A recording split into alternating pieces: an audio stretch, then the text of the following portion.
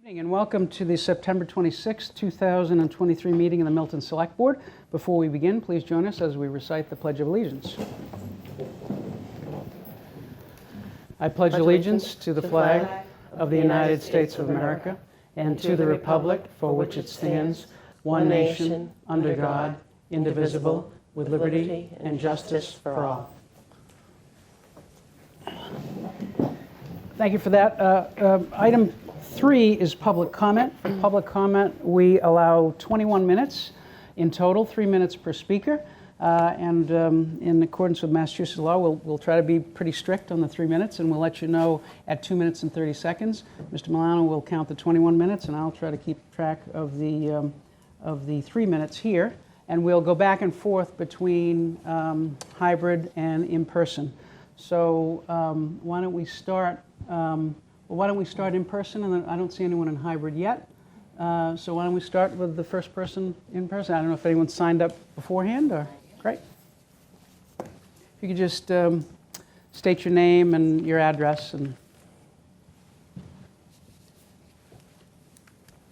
Kathleen Kamara, Randolph, Mass. Good evening. Town Administrator, Nicholas Milano, Select Board members, Michael Zullis, Erin Bradley, Richard Wells, Ben Zoll, Roxanne Musto. My name's Kathleen Krogan Kamara. I'm a nurse and I'm a mom. And I've seen my fair share of traumatic brain injuries in emergency rooms through the years. I'd like to address the Chickatopic intersection. I advocate for thinking about surrounding towns and organizations that would be impacted. The people of Randolph and Boston and users of the Blue Hills are greatly affected by this intersection. MassDOT and the town of Milton disagree on how to slow traffic. Take a look at the intersection. It's a stone's throw away from the Quincy border. The approaches to that intersection are in Quincy. 1 mile south on that same stretch of road is the busiest rush hour intersection in Randolph. The entrance to Interstate 93, right through the intersection, runs the busiest bus line in Randolph. The MBTA 240. Bus riders will have an opinion. The Friends of the Blue Hills is the primary environmental group responsible for working with DCR, the Department of Conservation and Resources, on issues regarding the state park where this intersection is located. The MassDOT project manager, Joshua Bardis, said at the October 27th virtual meeting about this intersection, the roundabout would provide the biggest safety benefit, and that is the primary driver for this project. I testified to the MassDOT in favor of their fine plan for the roundabout, and I'm asking the people of Milton to do the same. It does not make sense to have police officers patrol and give out tickets. In other words, why are we expecting police officers to handle this crisis by themselves instead of putting in a roundabout? 30 seconds. These roads belong to the Commonwealth, and I advocate for keeping all members of the Commonwealth safe in a forward-thinking, comprehensive, and extremely well-thought-out plan like MassDOT's plan. Thank you. Thank you, ma'am. All right. Do we have anyone online with their hand up? I don't see anyone. Anyone else in person for Citizen Speak? Yes, sir.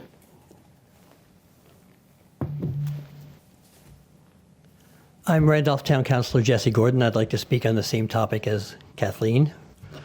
I was mentioned at the September 5th Select Board meeting as the town councilor who opposes the Select Board's plan against the Rotary. I'd like to elaborate on that. It's not quite true. What I oppose is the alternative, and the only alternative posed is called Bill S.2301. Introduced by Senator Timilty to the legislature, which proposes a 25-mile-an-hour speed limit around the intersection. I oppose that. I'm not quite so opposed to the discussing the intersection itself. I thought that your discussion on September 5th was very thoughtful and well-rounded, and I'd like to continue that discussion. I understand that the town administrator has sent a letter to the Randolph Town Council. I'd like to continue that discussion and add some points that I don't think the people of Milton are aware of. The plan that's been proposed by Senator Timilty would target the people of Randolph in what's commonly known as a speed trap. I just drove up that road to get here to the meeting. It's 40 miles an hour south of the intersection and 45 miles an hour north of the intersection. Having it at 25 mph is the definition of a speed trap. What that means is that the people of Randolph, that's my constituents, would be targeted by the Milton police in order to slow down the traffic at that intersection. And of course, the people of Dorchester traveling in the opposite direction. What's wrong with the speed trap? Well, there's a lot wrong with that. First, it only works when there are police actually present to enforce it. That means that when the police are not actually present, speeders will still speed and there'll still be some accidents. Second, the people of Randolph and Dorchester are the primary targets because we're the primary users of that road, not the people of Milton. And I understand that the people of Milton have the right to make a speed limit on their road, but we are definitely stakeholders, and I think actually we're larger stakeholders than the people of Milton in this case. Third and most importantly is that Milton police would disproportionately ticket motorists of color. I refer to the chart that I emailed to each of you, which is from the 2020 Massachusetts Uniform Citation Data Analysis Report. It's published every few years about racial statistics for police stops. The police of Randolph stop people in Randolph at about the same proportion as, I have a copy for you as well. The Randolph police stop people in Randolph at about the same proportion as the racial characteristics of Randolph. But that's not true in Milton. In Milton, if you're African American and black, 30 seconds, sir. You're more than 30% more likely to be stopped, and if you're white, you're 33% less likely to be stopped. What do you think would happen to those statistics if you had this speed trap in place? Is they would get much worse. I think it's in the interest of the Milton Select Board and certainly in the interest of the people of Randolph to not have a speed trap there. I'd be happy to talk about any other alternatives, including the Blue Hills alternatives. I am a longtime member, and other constructed alternatives as well. Thank you. Thank you, sir. Anyone else for citizen speak, either online or, thank you. Either online or in person? Oh, we do have someone. Thank you, sir.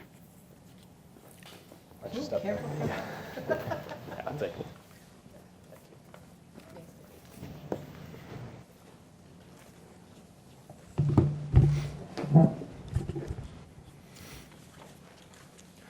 Good evening. I'm Robert Rozovsky. I've lived at 29 Waldo Road off of Elliott Street for almost 32 years. Working in downtown Boston when I moved here, not having to get into a car in order to go to work was a major requirement in selecting a home to buy. And I took the trolley regularly until the COVID pandemic required me to go remote for work. I'll speak in favor of the MBTA Communities Act, but first I'd like to discuss the group so-called as Milton Neighbors for Responsible Zoning. This group is clearly opposed to compliance with the act, and I've scrutinized their website thoroughly. Who are these people? I could not find one name of a Milton resident on the site. I looked up their domain registration for mnrz.org, but they decided to even redact identification of the person who's the administrative contact for their domain name. On such an important issue for our town, modifying our zoning to open ourselves up to multifamily zoning by right, it's very concerning that these people are operating in secret. Town meeting members, when they come up to speak at the microphone, people who come to speak at town boards like this one, always identify themselves. While any private group is certainly entitled to operate in secret and keep themselves anonymous, I can't see how anyone trying to gain information, such as town meeting members, can value what they say when they're operating under such secrecy.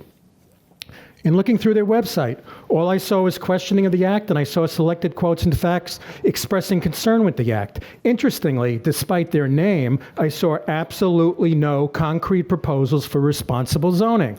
Virtually all of the content, in my opinion, is for creating fears about what will happen with zoning that is in compliance with the act. It's just fear-mongering. So let's discuss responsible zoning. The MBTA Communities Act is responsible zoning as it has the specific goals of enabling development development of multifamily housing by right and putting that housing near rapid transit lines. Achieving these goals will help to solve the incredible housing shortage that we have throughout our nation, in our state, and in the greater Boston region. It will also assist, but not completely solve, the overuse of individual polluting cars for transport by placing new housing units near rapid transit, enabling more residents to easily use public transportation. These are laudable goals, and we are decades behind already if we are to provide a decent amount of housing for people and ameliorate the effects of global warming. The deadline is clearly very tight for bringing this zoning to fruition, no doubt, but choosing not to comply brings the town at legal risk with the Attorney General's office and the Lawyers Committee for Civil Rights, both of whom have stated they will engage in legal actions against municipalities that are not in compliance. I don't want to see my hard-earned payments of property taxes diverted from the many critical needs that we have in town for fighting a lawsuit in order to be a law-breaking town. As mentioned when I opened, I live in the rapid transit corridor, and I welcome multifamily zoning in my neighborhood. The zoning should enable tastefully designed buildings. And I believe that this zoning will be a benefit for Milton by making our town an even more desirable place in which to live. I request that both this board and the planning board keep on track, pun intended, and continue to work towards compliance with the act as soon and thoroughly as possible. Thank you for your time and opportunity to speak. We went a few, Sorry for going over. few seconds over just to allow the pun. We'll get it. Good. Anyone else, either in person? Yes, we have. Anyone else online? I don't see any hands raised online, so we have a fourth citizen speaker. And if you save the puns, we're going to keep you to 3 minutes. So No problem. You can keep me to 3 minutes. Julie Kramer, 58 Frothingham Street. I am here to let the community know about an affordable housing lottery that's taking place here in Milton. It is a TOD, transit-oriented development. It is built out, it is beautiful, and it is available to folks who, would like to live here and can't afford to buy a home priced here in Milton. So there are 4 units, 3 one-bedroom units, and 1 two-bedroom unit. The lottery, the posting for the lottery happened on Monday. I would like to thank the town for actually putting it on their website and posting about it on Facebook, and all the others who have retweeted it and reposted it. It's a really incredible opportunity for our community. I hope folks will think about it and apply for these units. There is a webinar on October 25th, so about a month from today. You can learn all about it. Applications are available through the website, www.henryslottery.com. And please tell your friends, neighbors, classmates, family about it. Thank you. thank you, Ms. Kramer. And have a great meeting. Thank you. Thank you very much. Anyone else for citizen speak, either online or in person? Seeing none, going once, going twice. All right, we will move on. Is there any objection, do the members have any objection to moving up public comment response, item 16, just to correct the record on a couple of things? Okay, Roxanne, any objection? Richard, any objection to moving up? No, I'm fine with that, Mr. Okay. I will just observe, there was a question about the 25-mile-per-hour question. That was actually an initiative of the town meeting in Milton. It was a town meeting vote, which many of us voted for. And I can say, at least for this voter, it wasn't intended as a speed trap. It wasn't intended against any other community. It was intended to make the road more safe. And I think in part because of the frustration that we saw because in response to the Department of Transportation. So that really emanated from a town meeting vote.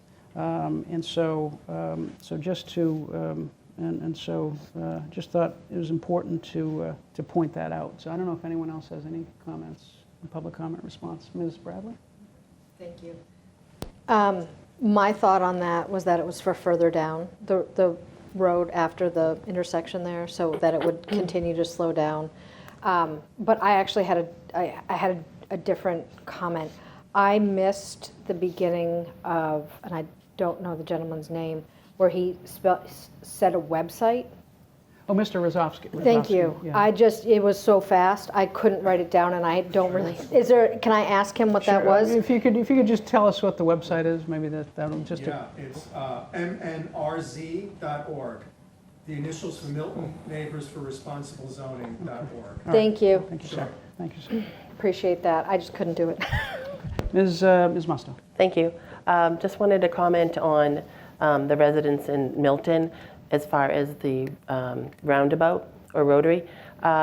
We had 1,800 residents that live along that road and travel that road as well from our town. They're very opposed to that, and we represent them in that aspect.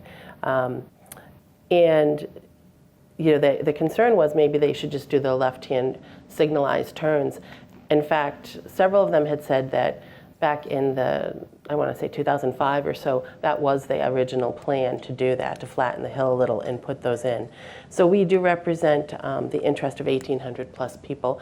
And I don't know if every single one of them was from Milton, but we have a lot of people that live in that area as well. So we have to be cognizant of that as well. Thank you. Anything else? Oh, Ms. Bradley. Sorry, but it's a state road, and while we represent all of those people, they have to understand that we can only do so much as elected officials for what we do, because it's not a road that we own. So we can go, we can have protests, I'm all for protests. Let's do all those things, but I think that we all just need to keep it in perspective and not have expectations that are outside of what we can actually accomplish. Mr. Wells. Thank you, Mr. Chair. And I hear everyone's concerns on this. As you know, I've had a different view of this than most. I've stated many times, it's not something I ever thought of, but something clearly is an accident. Someone who's investigated hundreds of accidents, I understand. One of the key things that we need to note in this is that I believe, and Mr. Milano can correct me if I'm wrong, I believe Mr. Berkeley has told him of this as well. The money in this is coming from, I believe, the tip money.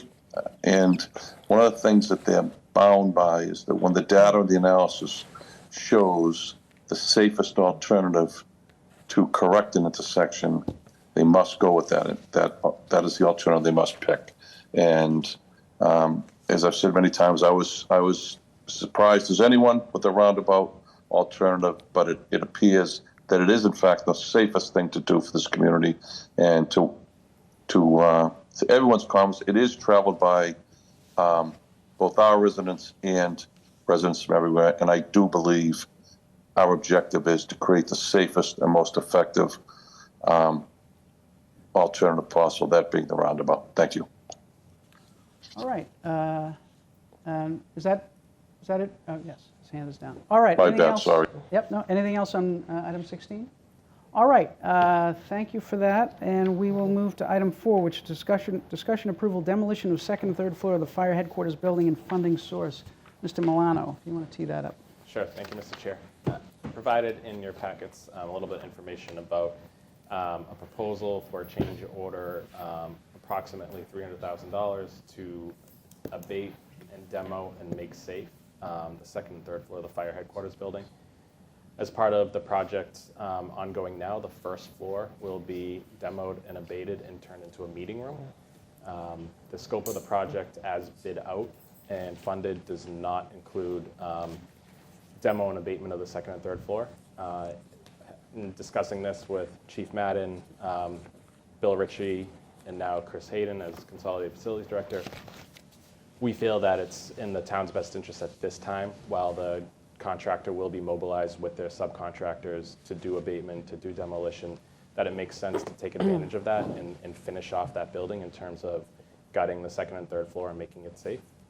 We need to have probably a lengthy conversation about what the future of that second and third floor is, but that should take place, that can take place over the coming years. But for now, we think it's in everybody's best interest to get this work done now. The Fire Station Building Committee is meeting in a few weeks, October 17th, and speaking with Chair Brian Walsh, he's looking to the Select Board for the Select Board's feedback in terms of taking on this project now. And my recommendation to the board and Chris's as well would be it would make sense to take advantage of some of the efficiencies of having a contractor already mobilized, ready to go to finish this work now, as we then turn the page and start thinking about what the future of that building should be up on the second and third floor. If you have any questions on that piece of it, happy to take them at this point. Hi. I'm just wondering if we could have a little explanation for people that are watching what will be done. Because I do think it's a good idea why the contractors are there to Sure. do this work, but can we just sort of walk people through what Sure. that means? So if anybody's been behind Town Hall lately, is seeing the new building go up. It's well underway. It should be pretty finished by the end of this calendar year. At that point, they'll start to turn to the existing structure. The two bays to the left of the building will be demolished, and the rest of the building will remain. The first floor will be gutted and turned into a meeting room, a large training classroom available for use by both the fire department for training, but as well as public bodies and public groups as we use any of our other offices and rooms in Town Hall. The second and third floor is the living quarters currently, and there's storage space in the attic in the third floor. As planned, nothing would have been done to that, and it would have been left untouched. With this change order, our recommendation would be to gut that, demo everything, and put in whatever is necessary to keep it as a shell, and then basically a blank slate for whatever the town decides to do going forward. So nothing beyond demoing it and making it safe as essentially a wide open space for it to be adapted to something else later. Ms. Musto. So walls, it'll just be like studs, or just like the boards or studs or whatever, but no walls up or anything yet? No, we're not. It's Okay. going to be, it'll be minimally demolished and then minimally touched in terms of Okay. what will be left there. Okay. And just to be, thank you, Ms. Musto. Just to be clear, Mr. Wells, I'll get to you. Just to be clear, because it's a change order, this will be paid for out of the contingency for the project. Correct. And so there'll be no additional funds used. Now, if there's more contingencies in the project, there's a possibility for additional funds. But as of now, this would just be using the existing funds for the project. Mr. Wells. Thank you, Mr. Chair. I just want to echo Mr. Milano's statements. We've talked about this a great deal at the Fire Station Building Committee now for numerous months. It only makes sense. If we don't do this and rough it now, it's probably going to cost us twice, if not three times, to go over into a brand new facility and try and do it then. So Chair Walsh has really been on this as well, Chief Madden, so I think it's a prudent thing for us to do.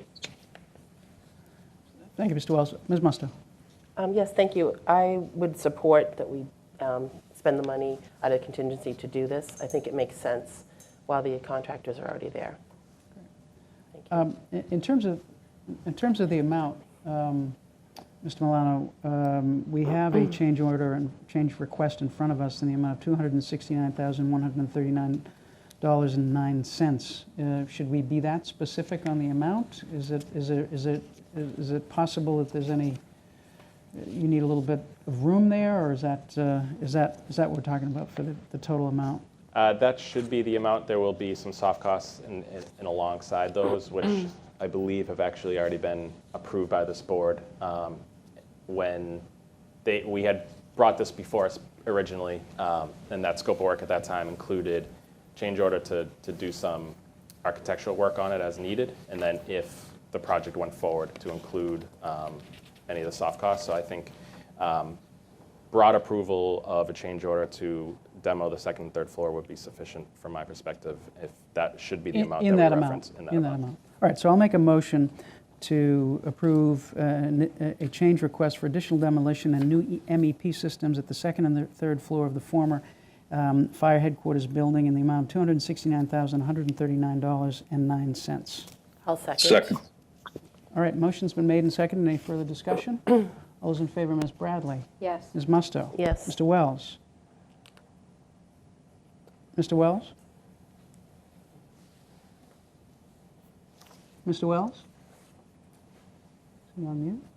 Yes, sorry. Oh, that's all right. And Mr. Zulish, yes. All right, thank you Mr. for Chair, that. if I could, Oh, before yes, we Mr. move on. Milano. So one of the pieces of this in terms of funding is that the fire department project has an appropriation available, so this money is there. It's obviously coming out of their contingency. In discussing this with the chair, Brian Walsh, one thing we've talked about is potential future needs of this department, of this project in terms of funding, and that this board might be flexible if it came time that this $300,000 that we're taking advantage now, if they need some additional assistance as we go forward there, that we have an open mind about that. And I think that's a fair process that we'll undertake.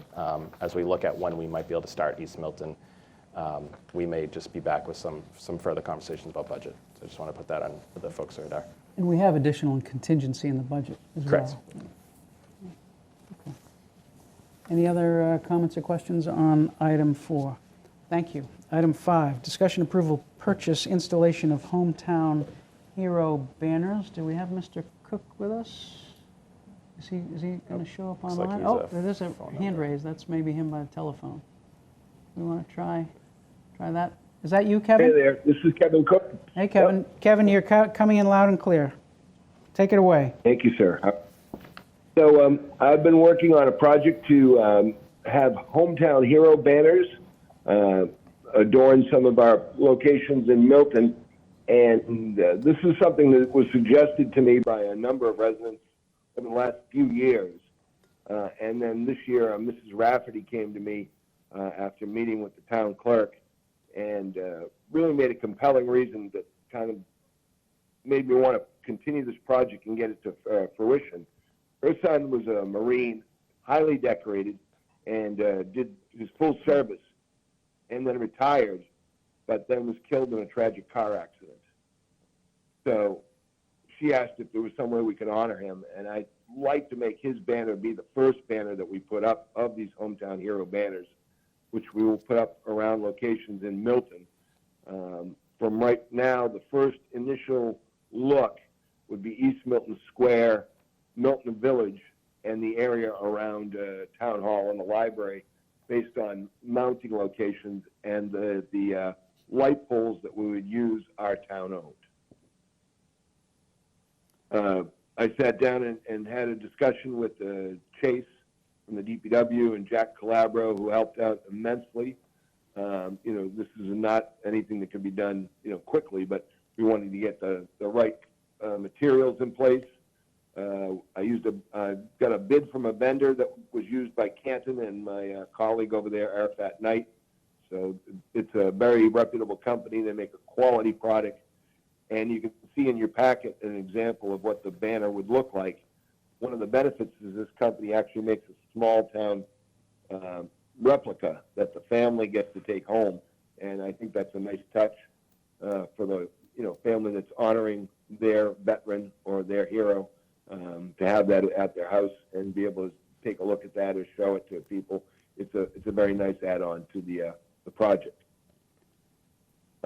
Jack Calabro suggested a vendor for the mounting hardware, and it was based on the idea that we wanted something that was flexible because, of course, these are larger banners. You can see by dimensions they're about 4 foot by 2 foot, and we don't want them to get ripped or torn. So the company that he brought on board for the bid for the mounting hardware, they're flexible and they're spring mounted so that the actual mounting moves if the wind gets strong enough. So we're looking at a cost of around, I believe, $160 or so per unit once it's mounted. There's a time frame involved, of course, with all of this. What I've suggested in discussions with Nick is that we would start by putting out a press release next week on this to let people know the information on the program and how to apply. We would get some of the information ahead of time. What I'd like to do, if possible, is to gather the information through October and then unveil the first banner at the Veterans Day program on November 11th. Prior to that, we could have some of the brackets installed and get started on printing up some of the banners so that at the end of the ceremony, of course, when Veterans Day, within a short while after that, we could start putting up the banners on the already pre-mounted brackets. Any questions? I've been talking here for about Yeah. 3-4 minutes straight. Thank you, Kevin. Thank you, Kevin. Let me just ask quickly, is there any dollar request here? Is this within your budget? Or do we need So to? this would be already within the budget, yes. Okay. I have money in my veterans budget that would cover the cost of this. Great. So you're looking And- you're looking for us to really to authorize the use of the poles and to approve that? And, of course, we're always looking for your input. Yes. If you have any ideas or suggestions. What we're going to look at on this initially is a purchase of 75 to start. Identifying the locations and seeing how many poles we actually have. We felt 75 was a good number to start with. It's likely we'll get more requests than 75. A couple of the ideas that we had were maybe we would rotate banners out on a regular basis also, because we don't want them to look faded or weather torn. So one of the suggestions is that the mounting brackets actually could be used for more than just veteran banners, especially around the East Milton Square, that maybe we would have the veteran banners up for September, October, November, and then we could do something holiday or spring-like in the spring, and then maybe have another set of banners that would go up around Memorial Day, especially for those that, sailors or soldiers that were lost, killed in action. So we can actually make this multi-use, not just for the veterans banners. Thank you, Kevin. Comments or questions? Ms. Musto. Thank you. I think it's an awesome idea, Kevin, and really thank you for pursuing it. I think it's a great way to honor the veterans. And I'm just wondering, Nikki, can you put one up on the screen so that maybe people at home, if they haven't looked at our packet, can see what they look like? That would be great. Give me a moment.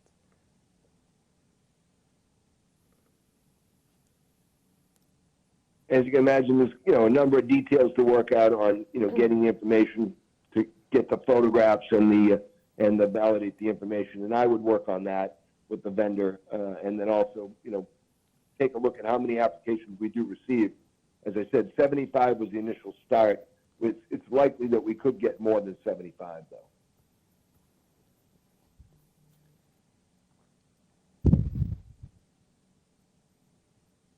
Any further questions? Ms. Bradley. Thank you so much, Mr. Chair. Hi, Kevin, how's it going? So, It's busy. As you can imagine, we're getting ready for Veterans Day, and I've got plans going on with that also. I can only imagine. So I do have a couple of concerns, not because I'm against this or anything like that. Please don't put that in any writing. I heard you mention that the brackets could be used for other items. I know that when we were trying to figure out our LGBTQ Pride Month, we were looking at these brackets with Chase and others. And so I'm wondering if there's other months throughout the year, if we could rotate out the veteran signs that you have. So it's not like you're going to have those up 12 months a year, 365, right? No, not at all. I see some towns where it is, like Bridgewater, near where I live, has the banners up year-round, and they're permanent. But it kind of also, it's like, it takes away a little bit from them, I believe, because some of them are starting to look weathered. Yeah. And by, varying what's up there on, like I said, maybe the veterans ones go up from September to November. And then, holiday ones around the holiday season, and spring in the spring, and 4th of July. Or that around Memorial Day, we maybe make the month of May, we put up the ones that for the soldiers and sailors who were lost in action, Right. which we would know. And I could easily catalog that information. So I think it's something that needs to serve the community as the veterans have. I would not advocate for it to be exclusively use of the veterans. Thank you for that, and I completely agree, changing it out with stars and stripes or whatever it may be for 4th of July and, Thanksgiving wishes or, anything else for holidays, whether it be Christmas or Hanukkah or, and why am I blanking on the other one? Anyway, I'm happy to hear that. I guess my question goes back to The $106 per unit, is that just for the brackets, or is that for the brackets and the banner?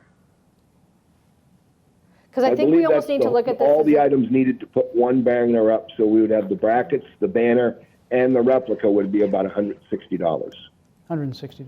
Oh, $160. And, Yeah. I and just want to, why don't I jump in here, Kevin? I'll just to correct that. So, Yes, please, Nick. Yeah, this is where my depth is a little bit shallower, so I'd have Nick jump in and make sure the numbers are correct. So I'll break it out a little bit separately. To buy the brackets as suggested by DPW would Yeah. be about $12,000 for 75 poles total. for 75. Yes, for And just what the does that cover hardware. us? That's the For- hardware for what would be hanging banners. $1,200, $12,000 $1,000. Thank you so much for that. for 75 poles. And where are those poles located? Central Square, East Milton Square? So yes, the ones that these would fit are primarily the decorative ones that you see in East Milton, Milton Village, Central, and Elliott, in those general areas. So it's the more decorative type ones that are out there, and that's which these ones came from. For 75 banners and the keepsake banner, it's $6,000, like all in. So it's $6,000 plus the 12. The 12 is permanent, stays on the fixture. The $6,000 is for the banners themselves. Who's paying for the 12,000? The plan is to identify this out of the veterans budget, as this is the primary use for it I now. understand now. So this is a whole veterans budget that they are willing to spend to put these banners up, even though they're going to be used for other things? Correct. All right, just make sure. All right, I'm good. And I'll just, the cost that we're not talking about here, obviously, is time and town staff, which, they have the capabilities to do these projects. It takes away from maintenance projects and elsewhere when we do put more on DPW. If this is an initiative that the board is interested in and will get it done, it does come at, it's not free in a sense, but obviously in terms of looking at East Milton in particular, because of the other efforts that we've had down there, I think it's something the community is certainly supportive of, and a nice way to put some of our efforts to help bring something interesting to the streets beyond what's there presently. Other comments or questions? Or motions? I'll make one. I'll make a motion that we approve the purchase and installation of the Hometown Hero banners. Mr. Chair, Mr. Wells? I thought we didn't have to approve the purchase. I thought it was just the use of the poles. I think Kevin wanted some support for that. It's really in his budget. It sounded like he wanted some support for that, but technically we don't. It's in his budget. But we could say we authorize, or we authorize the purchase / installation, or we can just say installation. Either way, I way. just want to make sure we know that he's got this budget. I'll second whichever motion you choose. I'll offer a friendly amendment to say we authorize the purchase installation of Okay. and support, authorize and support the purchase and installation of the Hometown Hero banners, including the brackets. Motion's been made, and I think, Richard, you seconded? I did, Mr. Chair. Motion's been made and seconded. Any further discussion? All those in favor, Ms. Bradley? Yes. Ms. Musto? Yes. Mr. Wells? Yes. And Mr. Zulish, Yes. Thank you for that. Thank you, Kevin. We'll see you. I've got one other quick one if I get out of 2 minutes. Yeah, is this about Veterans Day? Yes, Veterans Day. Yes, All just a right. quick preview. Yep. So we're going to have Veterans Day on November 11th, Saturday, November 11th at 11 o'clock at Town Hall Lawn, and we're hoping for the weather to give us another nice day. It's significant this year. As you know, earlier in late July, we did a ceremony out at Fuller Village for a few living Korean War veterans, and I'm working diligently on trying to see if we've missed anyone and how many living Korean War veterans we have. So I'm going to try to get a mailing out to them and let them know. And it's interesting because I'm using the census list, which the town clerk has given me with the veterans on it, so I can find out who are, fit within the time frame of being a Korean War veteran. Milton has over 700 veterans. and that's larger than the other end of my district down in Randolph, where I have less than 400. Very interesting numbers, because before, when I came on board about 7 years ago, Randolph had more veterans than Milton, and now it seems like the demographic has switched. But it's interesting information because it's helping me track down the Korean War vets. It's giving me their names and addresses, and I'm going to try to make sure we have as many possible at the ceremony and make sure that we honor them. That's great. Thanks, Kevin. And we have meetings coming up in October before Veterans Day, so we'll make sure to trumpet that as much as we can here. And if you want to come in, definitely. If you want to come in, to put out, and thanks again for your support, and to Nick for his support. I really want to get things going out there and make sure that people know that Milton's honoring their veterans, especially this time of year. And Kevin, if you want to come in the week before and preview the ceremony, please feel free. Okay, thank you, sir. I appreciate that, and thank you again for all your support for Milton's veterans. Great. Thanks, Kevin. All right, item 6, discussion approval letter to the City of Boston in support of Blue Hill Avenue Transportation Action Plan. I believe we have Mr. Zawinski for this, is that right? So I think we need to promote Mr. Zawinski. Yes, I am doing that now. Okay.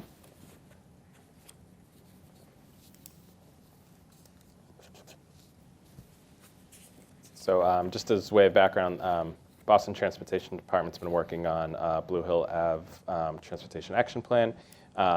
Tim was briefed on the project, and out of that, we're thinking about ways to support the work that they're doing. We put together the support letter that's in your packet. Tim provided some additional background by email. I don't know, Tim, if you wanted to add anything to my very high-level introduction. Thank you, Nick, and thank you, members of the Select Board, for having me tonight. Just like Nick said, I've been in periodic contact with staff folks at the Boston Transportation Department. You all may have heard about this project. It very famously, maybe a year or two ago, got a $15 million appropriation that Representative Presley was able to procure to be able to do a lot of, a real wholesale redesign of Blue Hill Avenue from Mattapan Square north up to Grove Hall. The centerpiece of that would be, center running bus lanes, similar to the ones that you may encounter running down Columbus Ave from Eggleston Square up to Jackson Square in Roxbury and Jamaica Plain. This is a best transportation practice. It's as close as we've gotten in the city outside of the Silver Line to bus rapid transit, which is a means of taking buses out of the right of way of normal traffic. It really improves operations for buses. Blue Hill Avenue is the route of some of the top ridership routes among buses in the entire MBTA system.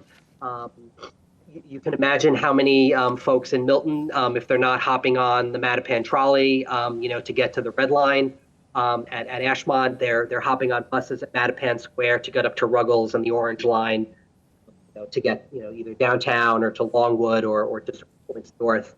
The project has really transformational potential for residents on both sides of the river. We talk a lot about, complaints about the transit operations in town, the Mattapan trolley kind of, taking center stage there. But, last year we talked a little bit about the bus network redesign and, the kind of mixed bag we got out of that in terms of, less service on the 240, more service on the 215. This is something that the city of Boston is doing, on their own to improve bus operations. We have folks going to Mattapan Square, using those services, after being briefed on the project by BTD, I thought it would be a good idea if the town could lend their support to this project. It's been, several years of really intensive community process on the Boston side, and they're starting to wind down in terms of, choosing a design. The center running bus lines are a big piece of it, but pedestrian improvements, ADA ramp improvements all up and down the corridor, projected bike lanes that'll improve bike operations up and down the Blue Hill Ave corridor. So, this is something where there's a real opportunity to improve transit service for Milton residents. I think, especially now that we're talking about MBTA community zoning, there's the potential for increased density around the Mattapan Station area on the Milton side. It's really important for, transit service to be as good as it can get. I think we're all kind of eagerly hoping for the Mattapan line transformation project to do what it's going to do. This is something that's sort of equally transformative for the bus network, from Mattapan Square up north, through Grove Hall and to Points North. So I laid stuff out in the letter. You hopefully you've taken a look at that, and additional background in the email that hopefully I think. Tim, you're fading in and out. If you could just try to prevent yourself sorry from about fading. that. I didn't bring my microphone home, so I'm on the crummy laptop speaker. So I'm kind of leaning in. Hopefully all of that was clear enough, but I can repeat anything if you need me. Yeah, you just try to talk into the microphone because you fade a little bit. But we got sorry. We got most of it. Comments or questions from the members? Ms. Musto. Thank you. I can appreciate Tim explaining this to us, but I haven't had the opportunity to really sit in on any of these meetings. I know you had some websites, but I'm wondering, can we look it over first? I know that those, I've heard from some people on the Boston side that those bus lanes are a little controversial. But that being said, I don't know enough about the details of the project, because obviously you've been in these meetings and talking with the Boston side. And I'd like to know, with things that happen on the Boston side, like in our surrounding communities, whether it's Dorchester or even in towns like Quincy, for instance, do we usually send a letter to them with things that happen in these other communities that touch us in terms of transportation projects? For me personally, I just don't know enough about this, so I don't really feel comfortable putting my name on something that I really don't know enough about. I'm just seeing a letter here. I mean, certainly individuals that know about this and feel strongly about it could send a letter, but I think for our board to send a letter, we'd have to look at it a little bit, to understand it a little bit. Other comments or questions? I certainly appreciate that. It's closer to the end of this process than to the beginning. There's been sort of a rolling comment period. I'm sure if the board wanted to take a little bit of time to review the plans, review some of the media coverage, all of the, I know you're busy enough with your own meetings, but all of the meetings that they've had on this project have been, recorded and documented. It isn't without controversy, but again, my opinion on all of this has been that the proposal is a transit best practice, and again has the potential to really improve transit operations and conditions for pedestrians and bicyclists in Mattapan Square especially. But definitely appreciate the desire to learn more about it. So Hey, Tim. I can help you point you in the direction of any resources that you might need. And Tim, maybe you could try calling in because we keep losing you. You keep kind of going in and out. Okay, give me a minute. I'll come back. Okay. I apologize for this. That's all right. Mr. Wells, I don't know if you want to wait for Tim. I'll wait till Tim comes Yep. back, Mr. Chair. Mr. Chair, just a point, this is the same as last week. I think this may be on your side because the same with that gentleman, the project manager last week. Remotely, I can hear them all fine, like Tim's fine. It must be something in the connection you have in that room. Okay. Yeah. Okay. We'll check on it here. Yeah. It's here in the room where it kind of goes in and out. That's so helpful feedback to know. That is though. helpful. Yeah. It's just in. Maybe it is helpful to know if it's just in the room.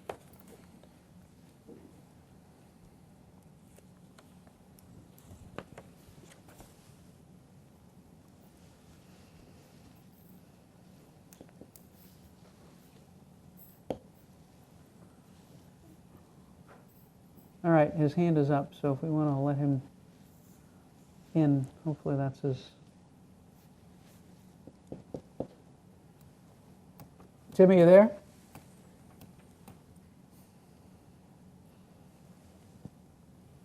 Tim, are I you should probably unmute myself. Can you hear me? Yes, much better, much better. Mr. Wells? Thank you, Mr. Chair. Thank you, Tim. So I am familiar with this. This has been going on. I mean, this discussion has been going on for some time. I am fine with sending the letter. I'd support it if you want to wait to give Ms. Musto some time to look at it. I'm fine with that. Tim, just because I haven't talked to her recently on this, I know she was for this. Have you had any discussion at all with Representative Brandy Fukaroki on this? No. No, I haven't. I've spoken with her staff, not on this issue, but it kind of comes up sort of towards the tail end of our conversations. And she's been closely monitoring it. I haven't had a chance to speak directly about whether she supports it or not, but we can certainly get that information as well if you're interested. No, I can reach out. We talk, but I'm fine. Maybe is it all right if we wait till the next meeting just to look at this a little bit and then decide then? Would that be okay with you, Mr. Chair? Well, let's ask Mr. Zawinski, is there time sensitivity to this, Tim? Given that it's towards the end of the project? Like I said, it's we're closer to the end of the process than the beginning, but there's no real hard deadline. I wouldn't I don't think a letter would be effective a month and a half from now, but if it's a couple of weeks, I don't think it's a huge deal. All right, our next meeting is October 10th. I'm fine with that, Mr. Scheduled Chair. meeting, is that acceptable? And then that'll give whomever wants a little more time to review it. Ms. Bradley. Thank you so much, Mr. Chair. I have been following this and have been sending things to both Tim and some other folks on the planning board about the Mattapan redevelopment, as it's really interesting and something that I think that we could potentially piggyback off of. I will not be at the meeting on the 10th, but I would like it noted that if I were here, I would be voting in favor of this letter. I think it's really important to have surrounding communities support the efforts that are being made in the Mattapan district. I see it every day as I drive through it, and it really is making a difference in what they're doing. So I applaud the city of Boston for taking the time and the money and the effort to put into a district that is sometimes overlooked. And I'm really hopeful that this is something that we in the town of Milton can also build upon and bring it up Blue Hill, maybe possibly into our neck of the woods to continue with the goodwill that they are doing there. So thank you. Thank you, Ms. Bradley. Any other comments or questions? Mr. Wells. Thank you, Mr. Chair. Tim, just a quick follow-up. If you're not prepared, don't. It just came to my mind because it's a Boulevard project. Will this house somehow tie in being done around the same time that they want to do this 138, the major 138 improvement from Mattapan all the way to Stoughton? So there's currently no funding for any major part of that reconstruction project. It's one of these things where CTPS does a plan and then it gets on the tip eventually somehow, hopefully. Right. We did take a meeting with the MassDOT team a few months ago. They do have a sort of a separate, more flexible pot of funding that they're going to be able to do or they're at least exploring the idea of doing some kind of quick build, kind of piloting of some of the measures, in that plan. So we don't have a timeline for that, but we did get briefed on the idea, and the more the merrier on that corridor, and we'll take whatever we can get. But I think that that would be a kind of a little bit more of a kind of flexible, paint, maybe some cones type project, as opposed to a major infrastructure project like they're talking about in Boston or the sort of the main corridor plan. Okay, thanks. Thank you. I'm all set, Mr. Chair. Thank you. So, Tim, we think that the 10th would be okay.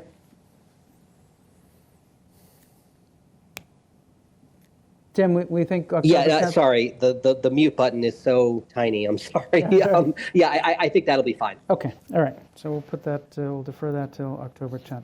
All right, item 7. Thank you, Tim. Item 7, discussion approval, special town meeting items, special town meeting Monday, December 4th. We have a number of items. Item A, under item 7A is the index and greeting pages. Mr. Chair, on this, Mr. Milano. we typically will bring that to you when the listing of the warrant articles is final. As this is still somewhat in flux, we'll, if you could defer, and we'll bring it back once we have a final listing and a final true index for the town meeting warrant. All right, we'll defer item 7A. Item 7B are the special town meeting articles. Item 7B, Romanet 1, is the zoning bylaw amendment with respect to Chapter 40A, Section 3A. We have an article, and I understand we have some updates. Is this Mr. Milano or Mr. Zawinski? Sure. I'll let Tim take over in a moment. So as this board knows, it submitted a proposed article to the planning board on September 5th with its vote on the 5th. Since then, the planning board's been continuing their work. Tim is going to talk through kind of where that stands and some recommended tweaks to the zoning bylaw amendment article that was brought forward by the select board to reflect the work that the planning board has been doing. So Tim, with that, I'll let you take over from there. Thank you, Nick, and thank you for having me on this topic.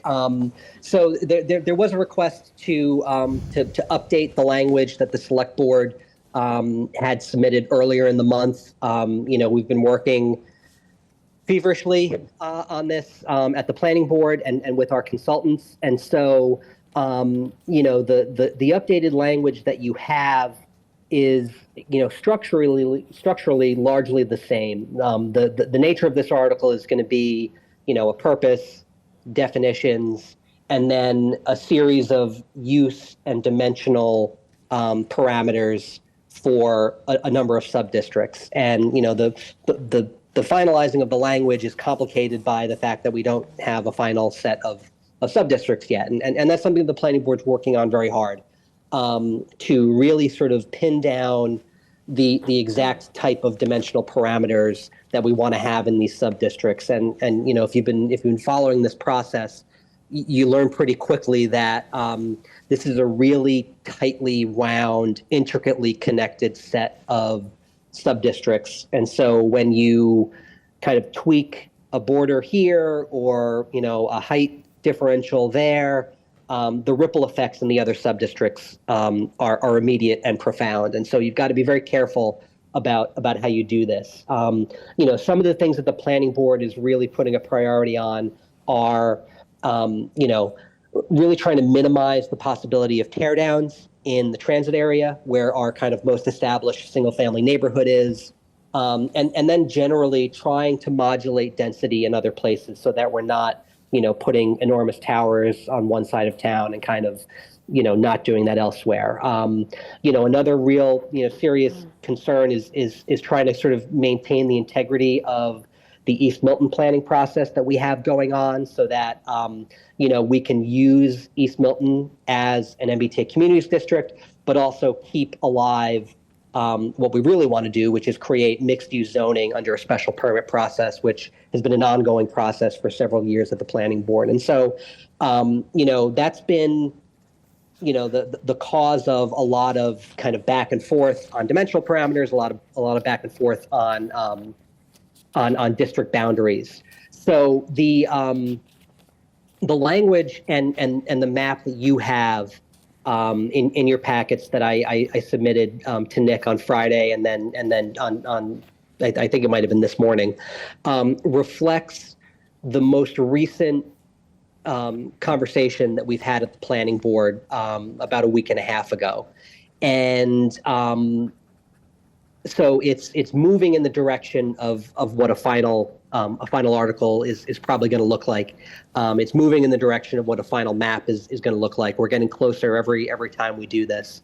But there are a few things that may be changing, even based on the most updated information that you have. So one of the sub-districts that you have in your language is referred to as the tiered transit area. What we've been trying to do there is fold in some of the larger parcels in the transit area to create a 4-unit scheme on larger parcels and have a 3-unit scheme on some of the smaller parcels. That's something that the planning board feels is the best option for, again, minimizing tear downs, taking advantage of land that we already have in the district, so that people will, be, if they choose to avail themselves of the zoning, will be, incentivized to remodel or add to their properties as opposed to tearing it down and building from new. What we've been finding with our work with our technical assistance consultants is, and again, this has been a common theme throughout our process here, is that when you start to bring in some of those larger parcels, it really starts to bring down the overall density of the entire district, which means you either need to crank up the density elsewhere, or you need to remove some of the larger parcels that are kind of the offending parcels in terms of, low density. And so that is an element that is in the language right now. I think it's safe to say that it is a priority for the planning board to try to maintain that, but it may not be possible. And so that's something that we're working with our consultants on, and we'll discuss more on Thursday. I do have, I had to get onto my phone, but I did sign in on the computer under another name. So I'm up, I can, thank you for that. So I can join as a panelist, and I'd like to just really quickly share what is the latest set of dimensional parameters that we have. And this is the thing that is, again, mostly the same between the language that you've got and what the most current thinking is that's going to be presented to the planning board on Thursday. But there are, a few differences. And so this is what everybody's interested in, the sort of the dimensional parameters. And what you're seeing here is, the setbacks, which are, again, mostly the same from what you have. There have been some changes to the height on Granite Ave, although I actually don't think there has been a change there. But one thing that you're seeing is that tiered triplex area is sort of out for now. So we're kind of back to the standard triplex in the transit area, which is 3 units on a 7,500 square foot lot. That is something that, we had a conversation with our consultants, this morning, kind of, reiterated to them that, we're still trying to pursue that tiered approach. We think it's the best approach. And, what are the options? What has to happen in some of these other sub-districts to sort of make that happen? So they're going to continue to work on that. Where we really are right now is really kind of detail in the weeds, changes to, those borders and to some of these dimensional parameters. But a lot of these are largely the same. I think one difference is this max units per acre in the Granite Ave South District, for instance, is kind of up to 45. It might have been 40 earlier. That's the kind of thing that you sort of need to do, when you start to lose density elsewhere. And I think there is a concern that, those Granite Ave parcels are, in a lot of ways, good development parcels, but also, you don't want to put, all of our density on Granite Ave. You want to kind of spread that around. So, this is what we're going to be working with on Thursday. It's not exactly what's in the language that you have, but again, the language that you have has advanced beyond what the original language was, and I think it's safe to say that we're still looking at least one more iteration of that language before we get to something that's really can be really considered final. Comments or questions from members? So we have before us the updated language. So we have an article that we've included. We can vote on the updated language if we wish. Tim, there is a reference in the updated language to the multifamily housing of up to 4 units per lot in two-unit buildings on parcels 10,000 square feet or more. Is that intended to be the latest and the greatest? So that was the latest and greatest as of the last planning board meeting, and that was something that came out of that. One of the things that is, and we may need to have a little bit of a more detailed conversation about this, is the mandatory mixed use district that we've been talking about in the Milton Station, Central Ave Station area.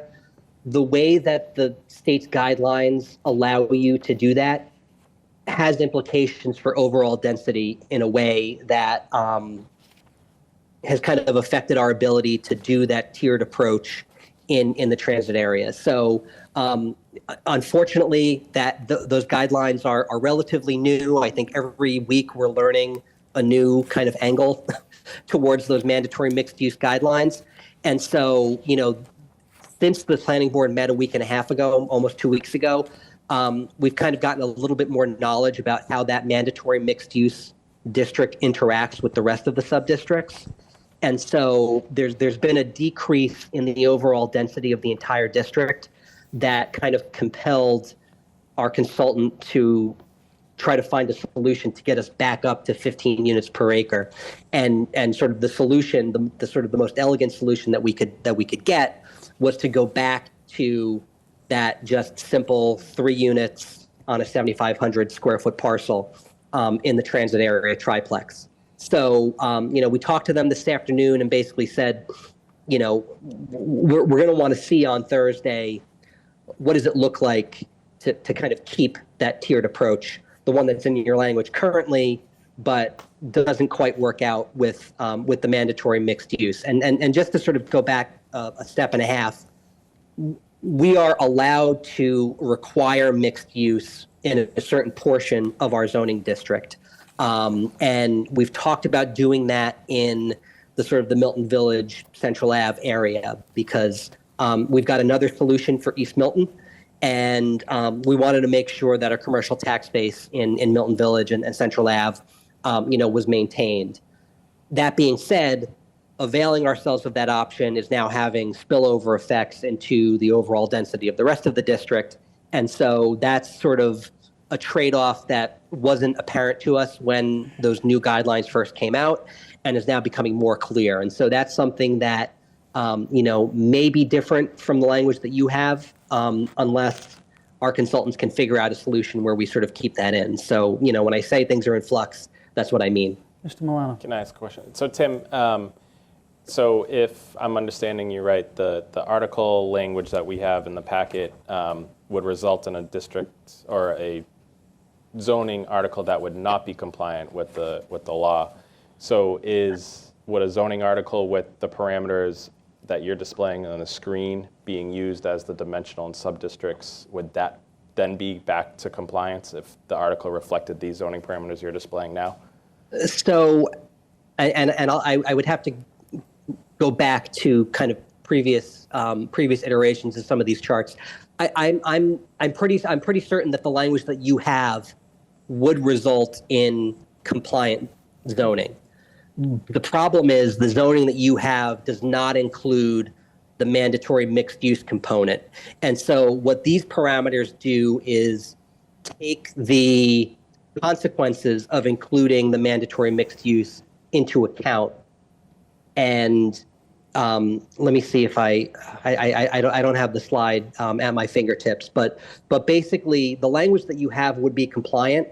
But if we were to then do a mandatory mixed use district in the Milton Village, Central Ave area, the language that you have would then not be compliant. We would have to make changes to that. And so I think what we're trying to do is, again, have as much of our cake and eat as much of it as we can, I guess. So that's kind of the distinction between what I'm showing you now and what you've got in the language that you have. All right. Other comments or questions? Ms. Musto. Thank you. Tim, so these newest charts and things, I thought you had mentioned that you're going to be talking about this. The latest dimensional parameters are going to be presented Thursday at the planning board. Is that correct? Yes. Okay.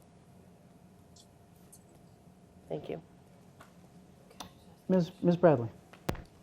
Thank you, Mr. Chair. So Is it in our best interest, Tim, to vote on what is in our packet this evening and then wait for additional changes if those come down the pike? Or would it be best in our interest to not vote on the changes that are in our packets tonight and just wait until our next meeting to vote on everything? That's a tough question. Sorry, I didn't mean, I really No, I honestly mean- didn't Well, mean it. let me make a suggestion, Tim. The warrant committee has asked us Right. to go in on October 2nd. So the question is, do we want to go in with what's existing, or do we want to go Yeah. with these updates? Thank you, that's a better way to put it. If it's a matter of going to the warrant committee with language that has been voted on and approved by the select board, what you have in your packet is closer to the final version than what you Okay. approved early in September.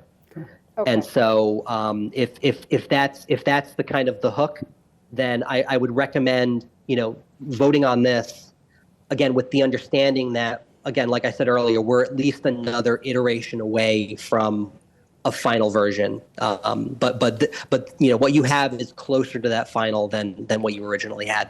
That's what I was wondering. Thanks for that, Tim. So this is a closer step and something we should do to bring to the warrant committee. Okay, Yeah. thanks. That's what I thought. Other comments or questions? So, do we want to? We'd have to have a motion to update Yep. the article, consistent with the proposal we have in front of us. Yes, so I will make that motion to approve the zoning bylaw amendment for compliance with MGL Chapter 40A, Section 3A, multi-family zoning as a right in MBTA communities. Do I need to put anything else at the end of that? Well, it's just to update that. Yeah, update. I said that at the Yep, beginning. Yep. Okay. I'll second the motion. Motion's Thank you. been made and seconded. Any further discussion? Ms. Musto. Thank you. I just wanted to state that I will be abstaining because, again, I felt, as I do today, that the planning board should really be the initiators of this article. And as it turns out, they have a meeting on Thursday, and they're going to be discussing some of these points. So I just wanted to make that clear. Thank you. Mr. Wells. So, just one question, actually 2 questions, 2 points. Tim, did you say that you intend to come back to us with some additional language changes in the future? Did I hear that correctly, or that you felt you would be? I very reasonably anticipate that we will need to have additional changes to the language that you have in your packet to get to a final zoning article that reflects, the compliance that's consistent with the priorities that we've heard through this process. My second question is much bigger. Thanks on that one. My second question is much bigger. Based on the most recent correspondence sent by Attorney Zulus on behalf of the board and the town, if the Commonwealth were to find our request, and I hope that they truly hope they do, find our request reasonable, can you just give a quick outline of what, before I vote, what your plan would be if our status is changed from one category to another? So Do just, you already have a plan on how you would reduce this to get to the lower number and where you'd do it? So just it's a fair question. Tim, all of my time Tim, has been Tim, spent on Tim, compliance Tim, under the guidelines as they currently exist. Tim. What was that? Tim, yeah, just a minute. Just as a point of order, it's not Attorney Zulus sending anything on behalf of the town, and I appreciate it, Richard. I just need to clarify for the record. I didn't mean it by that. No, I know. I just want to make That was sure. not a- No, there's no I said only 'cause misunderstanding. No misunderstanding. Chair Zulus, I meant Chair. Yeah. Did I say Attorney Zulus? If I said Attorney Zulus, I apologize. Yeah, that's I meant fair. to say Fair Chair enough. I Zulus. just want to make that. I just want to make Strike that. I apologize. I just want to make that. I just want to make that clear. Tim, go ahead. You're off. Okay.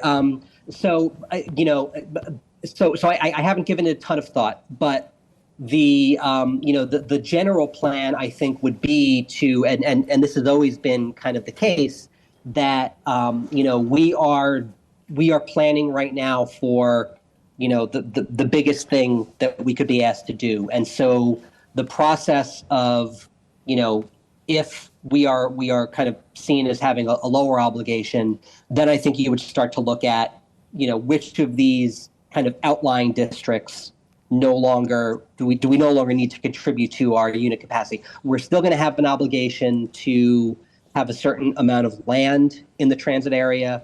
We're going to have an obligation to have a certain number of units in the transit area. So I think, it'll come down to what parts of the transit area are still necessary in order to reach whatever new numbers, we get. So there's no scheme for that yet, but, and I nothing in this is ever easy, but the hard part is doing what we're doing now.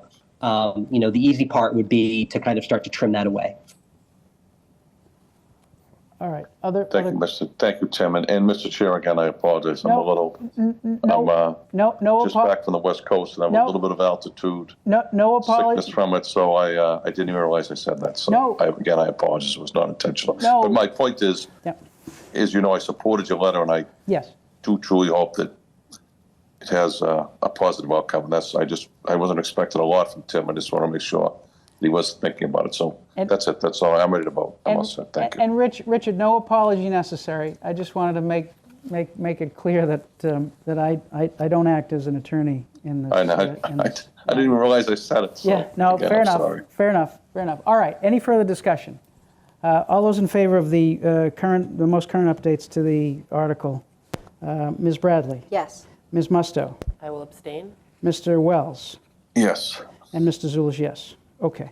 Item 7B, Romanet 2, is the transfer of land to the Conservation Commission, which we have voted, I believe, to include on the warrant. Correct. And are there any changes to this, Mr. Milano? Not at this time, no. All right, so any discussion on Article 2, the transfer of land to the Conservation Commission? Romanet 3, the amendment to the FY 2024 budget, Mr. Milano. Thank you, Mr. Chair. I put a warrant article in the packet based on discussion at the Select Board Finance Committee level on last Friday. Based on where our revenues came in fiscal year 23, particularly in investment income, we anticipate we anticipate our revenues in fiscal 24 will correspondingly be higher in fiscal 24 than we had originally anticipated when we were setting the budget back in really February and March. As a result, Amy and I recommended to the Finance Committee that we amend our forecast for fiscal 24 to incorporate an increased revenue expectation in our investment income line, and that difference should go into the reserve fund. So we're recommending we increase our revenue estimates from $50,000 for investment income in fiscal 23 to $400,000 in fiscal 24. In fiscal 23, we actually brought in closer to $750,000. As everybody knows, interest rates are higher now than they have been for many, many years, really. That is resulting in the town making income on the money we have in our various bank accounts. That money closes out to free cash at the end of the year when it's higher than anticipated. We expect that this interest rate environment will continue to be strong through this fiscal year, perhaps beyond, before it starts to head back down in the other direction if the latest guidance from the Federal Reserve holds. So long story short, we anticipate our revenues in fiscal 24 to be stronger than we thought. We're recommending that money go to the reserve fund to pay for unexpected, unanticipated expenses throughout the fiscal year. As typically comes up, think about snow and ice, think about equipment failures such as the DPW wood chipper that we do need to replace. That is a $100,000 piece of equipment that is in need of replacement, and we are expecting to tap the reserve fund for that. So that's about $100,000 of the $600,000 that we would have available. So that is our plan, our recommendation, and happy to take any questions on that. Comments or questions? Or motions? This would be a motion to include this as an article on the warrant. I'll make that motion, Mr. Chair. I'll second. Motion's been made and seconded. Any further discussion? All those in favor, Ms. Bradley? Yes. Ms. Musto? Yes. Mr. Wells? Yes. And Mr. Zulish, yes. Romanet 4 is the bylaw to require recording and posting of meetings of elected bodies, and I believe we have some updated language on this article that I believe we voted to include on the warrant already.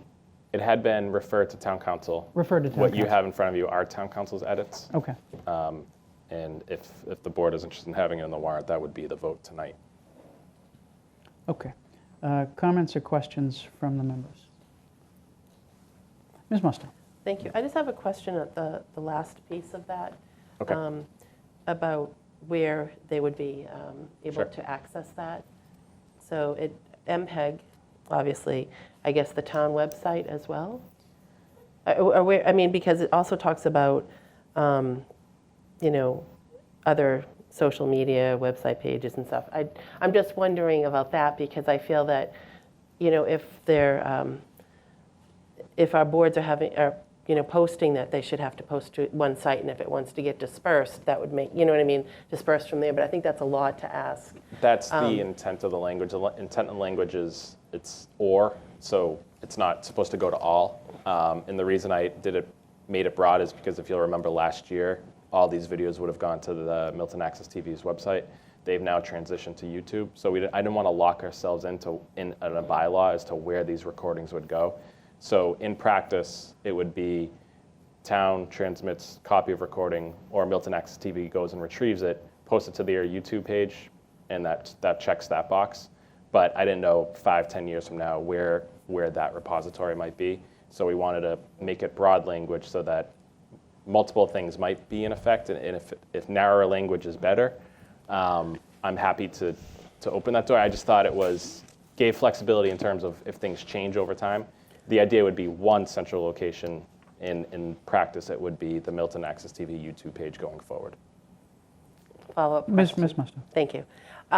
I think I understand why you made it, left it a little bit broad, but I also wonder if when you do that, if somebody's going to say, well, it should be on this as well. I mean, I think somebody might. So I'm just wondering if we should make it a little narrow to where it goes, and then if there's a problem, then we can always, reopen that. I just think that, you're looking for 5 or 10 years down the line, but right now, I mean, it should be like that it's known that it's going to go on one site or be dispensed by one person or something. I just think what if you are putting it in like 5 different areas or something, and then it gets missed? Right. I think you're leaving yourself open versus just one site, and then people can, like if you're sending it for YouTube, if you're going to send it to MPEG and then they put it on YouTube, and we have it on our website or something for the town, that's fine. But if you're going to open it up to all these other ones, what if it doesn't get sent there or something? I think that's the only issue I see with that.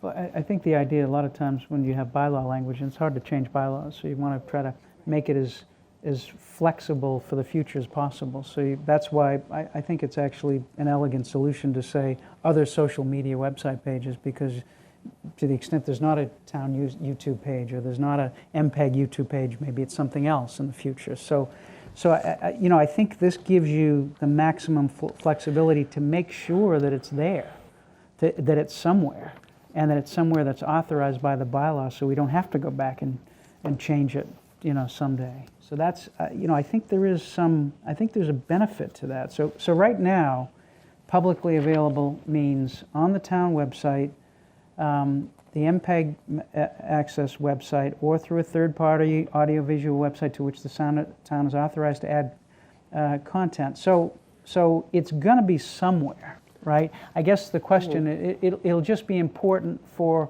the town administrator to make sure that everybody knows, to put on the website, well, make sure if you want to see all the meetings posted, here's where it is. Right now, I don't think that you want to be that discreet in a bylaw, right? I mean, that would be something that the town administrator be responsible for, and/or the select board to instruct the town administrator. Ms. Musto.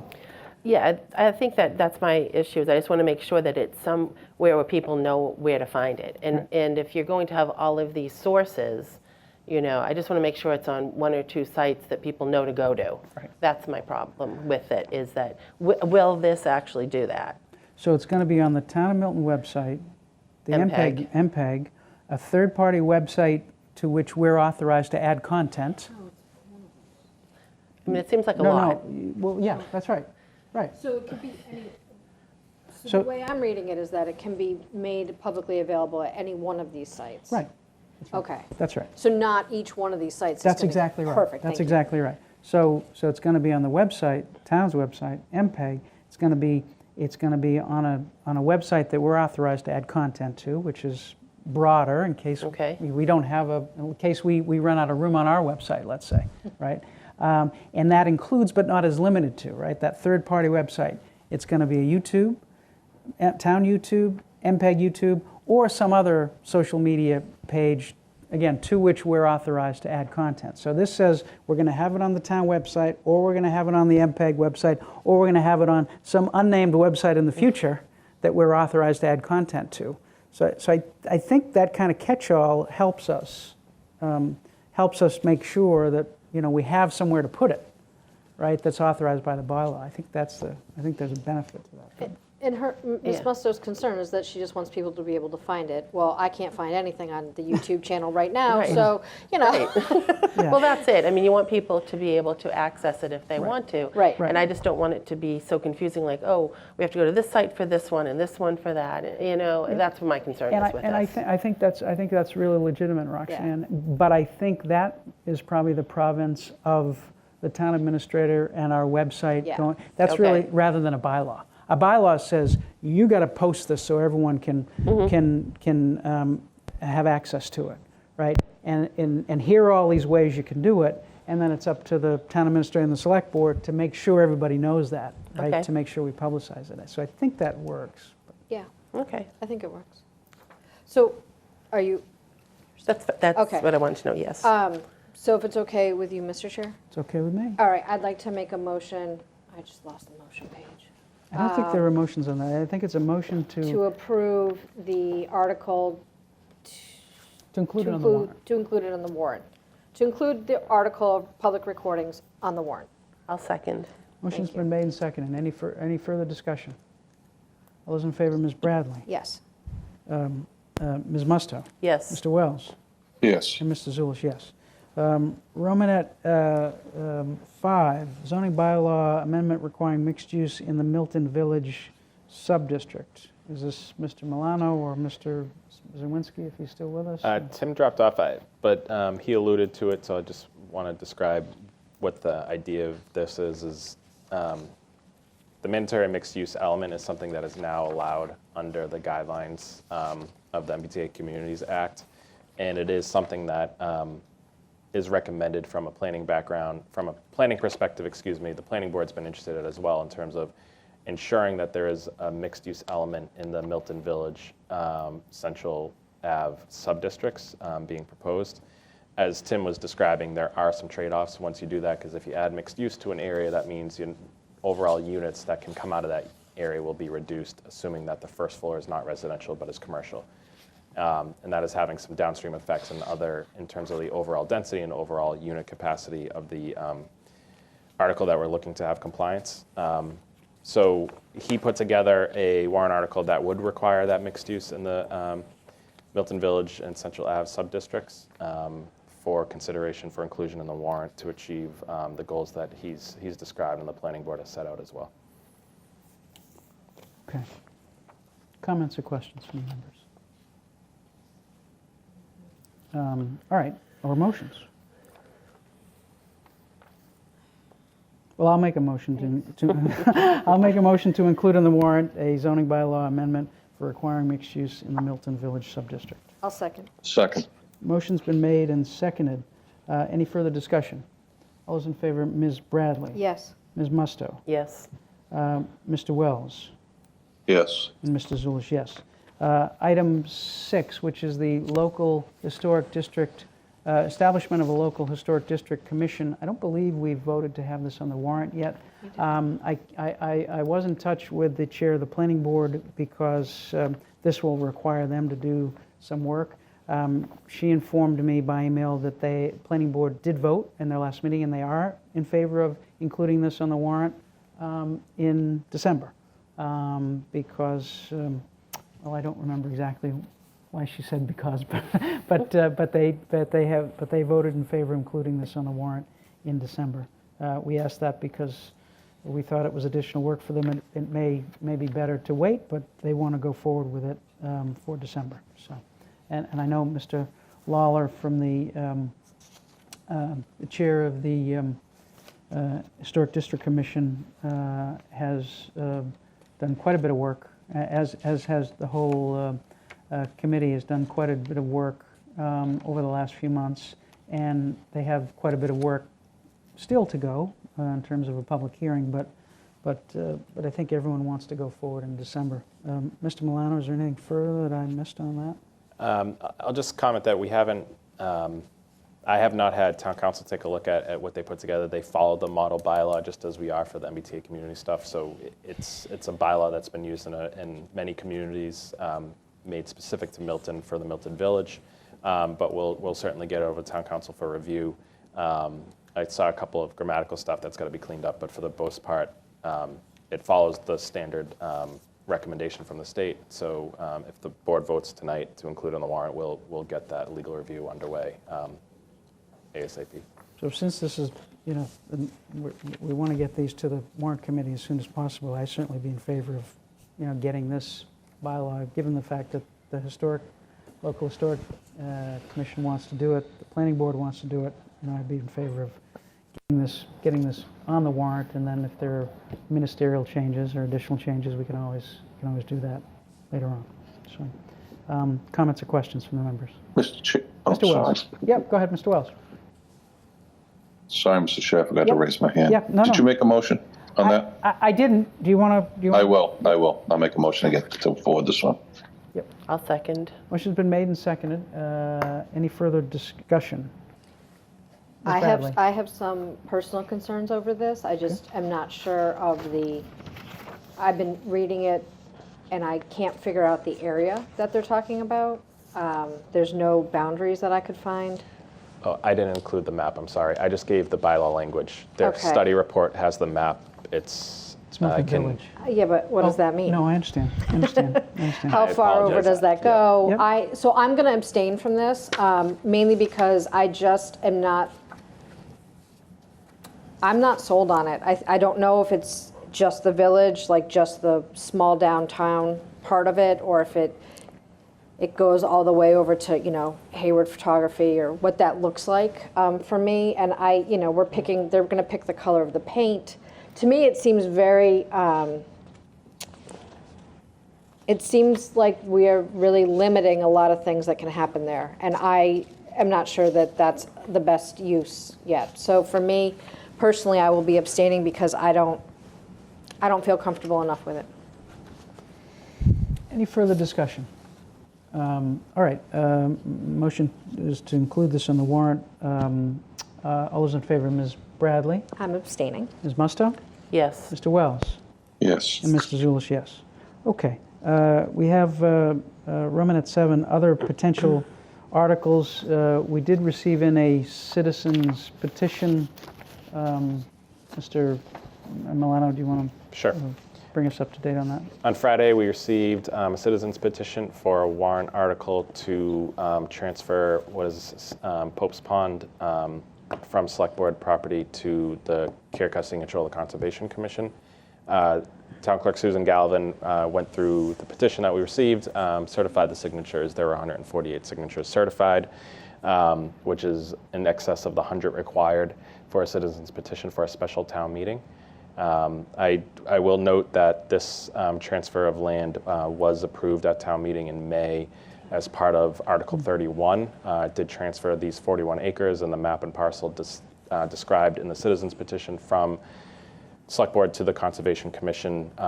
The one difference is that the one at town meeting in May had a carve out for up to 4 acres that would go to the Board of Park Commissioners, or the Parks and Rec Department, for a playground. That was Peverly Park. There's a CPA feasibility study underway for a playground on the grassy area known as Peverly Park.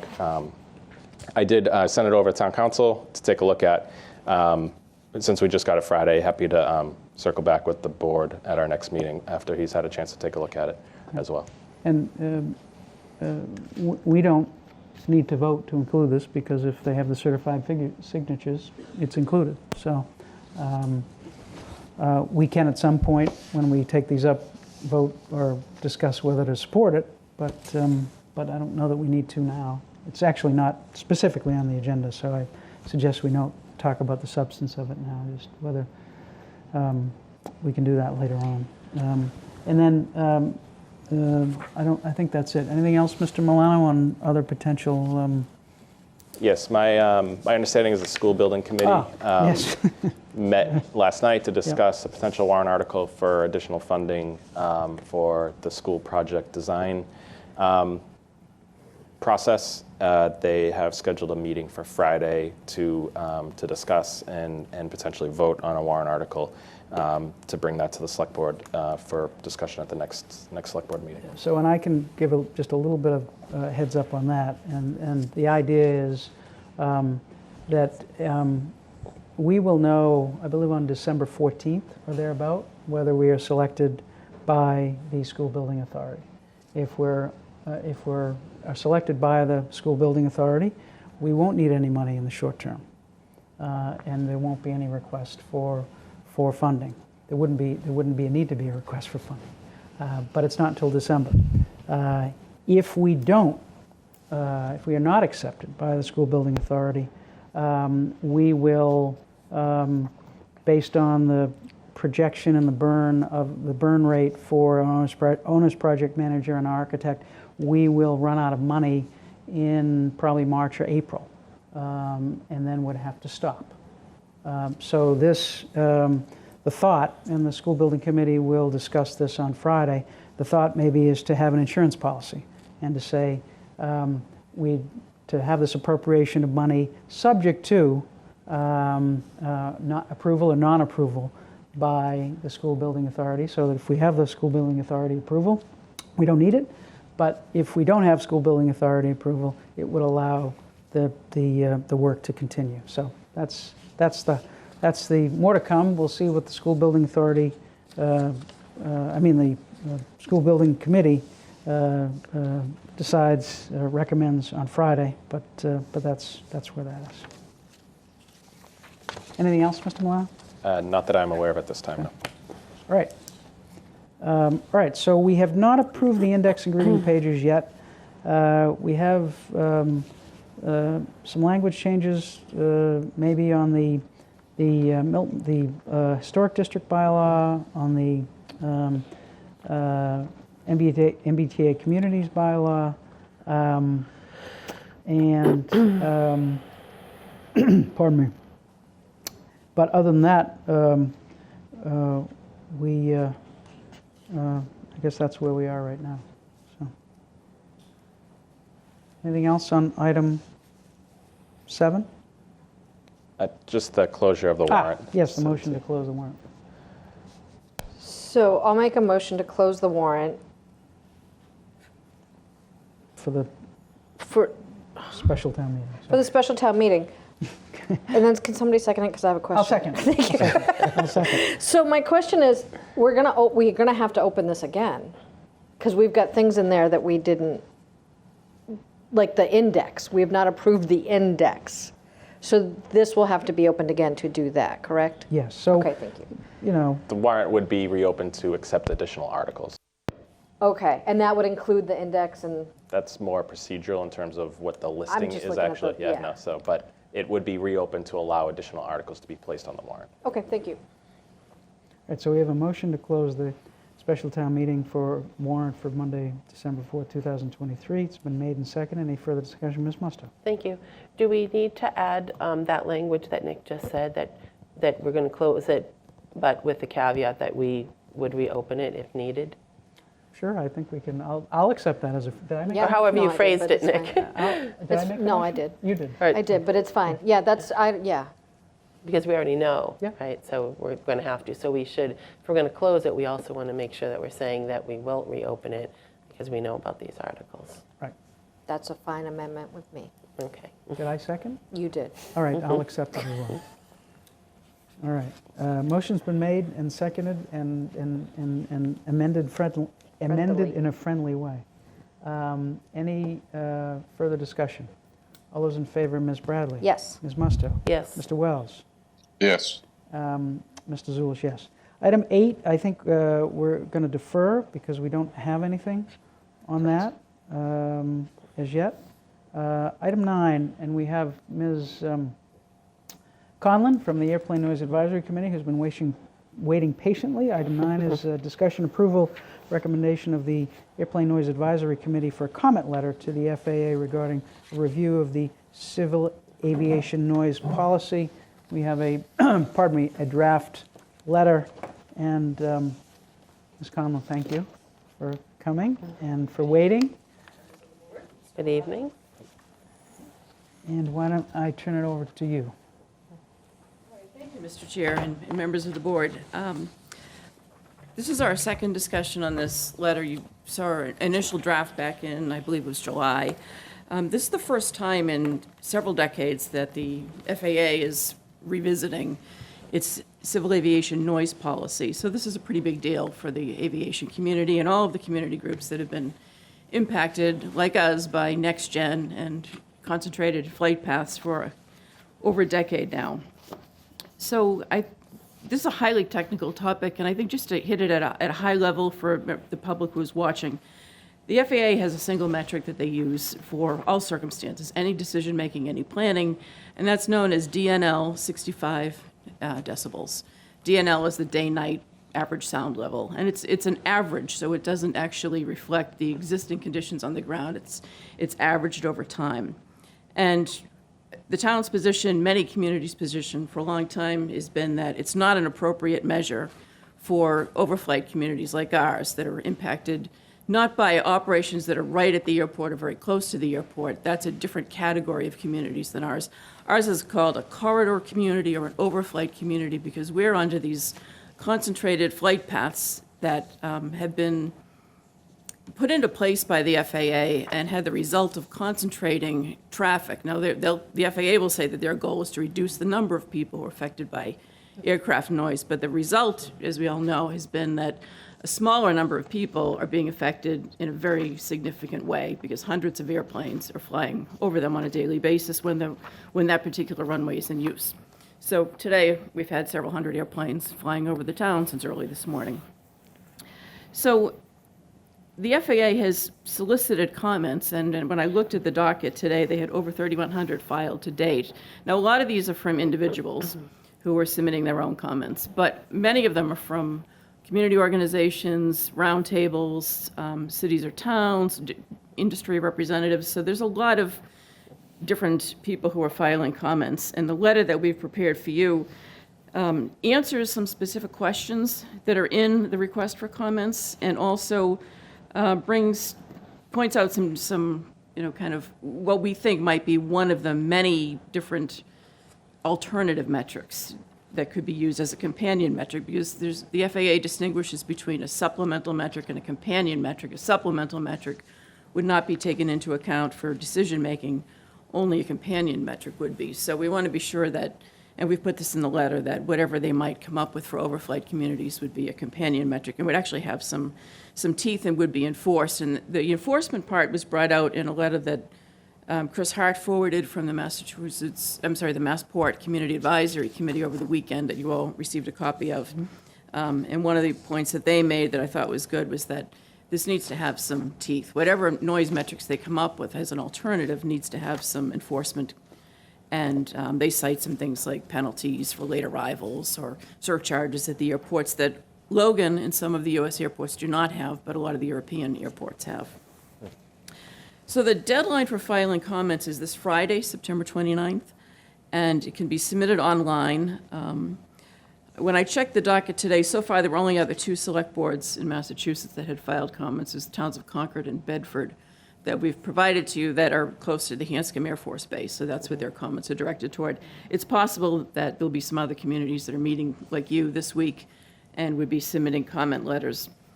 But I thought in particular the Massport CAC's letter was very good. It is not on the docket yet, so I don't think they've submitted it yet unless the FAA just hasn't posted it. But I'm following up with Chris Hart, who is our CAC representative, and we'll get the final version. I think their version that they sent over the weekend was pretty close. And in the package, the letter that's in your package, I made a couple of updates on this today, just mainly to ask whether you'd want to support this MCAC letter.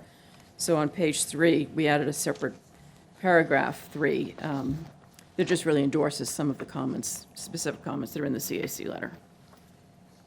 So that's really kind of it in a nutshell, but it's, actually, one other thing I should point out is that the CAC, when they not only provided their own comment letter, but they also put together a form of letter that individual members of communities might want to consider, and they encourage that.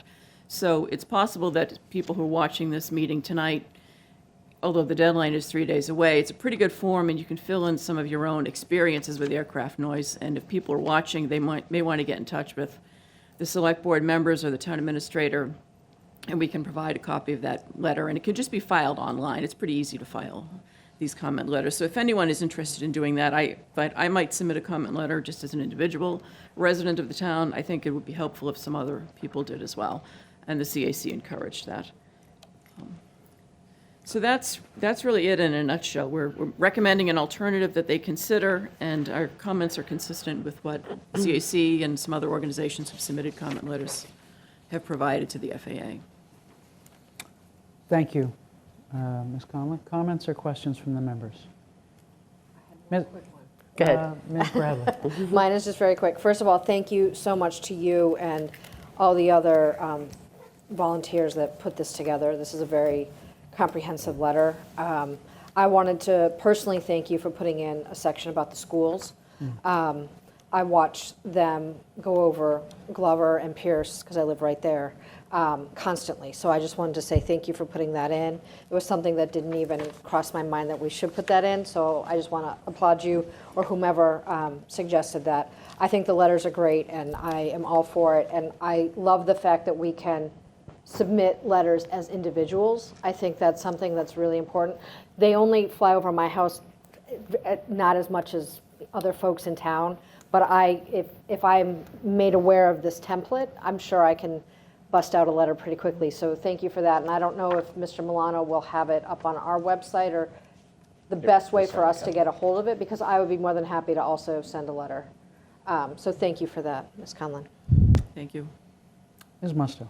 Thank you. Well, one of the questions I had was how would we access it, so you just got that answered. Thank you. I thought the letter was very good and very comprehensive. I asked, there's a couple of things I wanted to mention. I know that section you put in about the schools and everything, I thought that was quite good. I'm also wondering, I think it just said high schools and elementary schools, but we also have, we have the college in town, right? We have Curry. And then we have a lot of, like Fuller Village. We have, elderly housing too. So I don't know, I'm thinking that we should probably consider adding those two elements in as well, because those are two other populations. We could certainly add them. That paragraph really just talks about some of the complaints that people have, and one of the things that the FAA representatives have said in their webinars is that it's helpful to them to hear what the effects on people are, and of course they have a lot of information already, and they have not only from Milton but from communities around the country. So we can make that paragraph as detailed as we want it to be. So if you'd like to add in senior housing, college, we can certainly add that to that sentence. I think that would be helpful. Those are different populations in the town. The other thing in the letter, it mentioned about the 27 departures, which those are very loud. But I didn't see it at the beginning, so I'm wondering if it should be in the beginning as well. I forget let me just see if I wrote the page. Maybe 13 or something. Something about the 27s. Yeah. Under the B, it mentions about the departures from runway 27 at Logan. What page is that? 13. It's about halfway down. Yeah, I know 27 is mentioned in here, and those, Right. they're not, again, these comments are going to the FAA, and they're not looking at specific airports or runways. They're focused on the big concept of noise and what makes sense for overflight communities. So I've mentioned we've mentioned 4R and 4L and 27 in here in different places, but we can add 27 in any additional places that you'd like to. Well, I'm just thinking, when you're going through the document, I mean, the main ones that go over us really are the 4 right, 4 left, 27, and we do have some 33s. So, that does show overburden too, because if we're having 4 RNAVs over at Milton, I think it would be helpful to mention, in my opinion, to mention wherever you think pertinent, but I think we should mention them in there. Especially the 27s are very loud and lower. And I think there was talk about maybe moving that waypoint at some point, because Yes. they're turning, I think, before they're supposed to. That's one of the MIT recommendations. Right, yes. right. So I think it would be, maybe important to put that in maybe as well earlier in the letter, and then consider whether or not to put the 33 to show that, there's a lot of noise going on because of all of these paths that are going over the town. Thank you. And thank you for your work on this, and the committee. But just to that final point, so one thing that I thought you might want to consider doing is, if you were to act on it tonight and approve it, maybe to authorize the chair to make any final tweaks to the letter, and I think that's where the 27 and 33L could be added. We want to be sure we have the final version of the CAC letter, I think, if you're going to support that. So it may be that you want to authorize the chair to make any final changes. If that were the case, I would rely on Ms. Conlon, the committee. Mr. Wells. So given that thing, given Ms. Conlon's, hi Katie, I'd make a motion that we support this letter subject to any final recommendations of the chair. And that would be my motion at this point. I'll second. Motion's been made and seconded. The only thing I would suggest, just for ease of administration, is to change the signature page or the last page to just, we've been signing, in part because Mr. Zoll is unavailable too. But I've been just signing on behalf of the board and then listing. Fine with that. And I'll amend my motion to allow the chair to sign on behalf of the board. Okay. Is that all right? I'll second. Motion's been made and seconded. Thank you, Richard. And with the goal of, we have to file by Friday, so tomorrow's Wednesday, so we'll have to, have this done tomorrow, really, because we want to get it out probably Thursday, right, Katie? Yes, Yeah. and Mr. Napoli mentioned the signature block changes, so that's easy enough for us to Okay. fix. But, I think she would probably submit it online, so it could be done Wednesday, Thursday, or Friday. Okay. You may want to consider sending an overnight copy as well, but I think that's filing right. it online is how most people have been submitting it. Okay. All right, so. Can I ask a question? Yes, Ms. Bradley. Do we want to include the MCAC's draft comment letter approving that? Is that part of this supporting it? Do you want us, or is that just part of paragraph, Well- or on page 3? Is that a separate thing that we should do, Ms. Conlon, or is it? That's why I followed up with Chris to see if we could get the final copy and find out when it's filed, because right now it says filed or soon to be filed by the MCAC. Their draft is dated Friday. I'm not sure if that means they'll file it Friday or if they'll change Okay. the date and file it sooner. So that was one of the reasons I thought you might want to authorize Mr. Zulus to make any final changes in case tweaks like that are necessary. Okay. Sure. All right. Any further questions or comments? Motion's been made and seconded. All those in favor, Ms. Bradley? Yes. Ms. Musto? Yes. Mr. Wells? Yes. And Mr. Zulish, yes. Thank you, Katie. So we'll be in touch over the next couple of days. Thank you very much. We'll be happy to help get it filed. Thank you. And thank you to Mr. Napoli for all of her help for our committee, and to my colleagues on the airplane committee, all of whom did a lot of work on this. Really fantastic Thank work. you. It's really fantastic work. So Thank you. Thank Have a you. good night. All right, item 10, discussion update, Select Board Finance Committee. Ms. Bradley.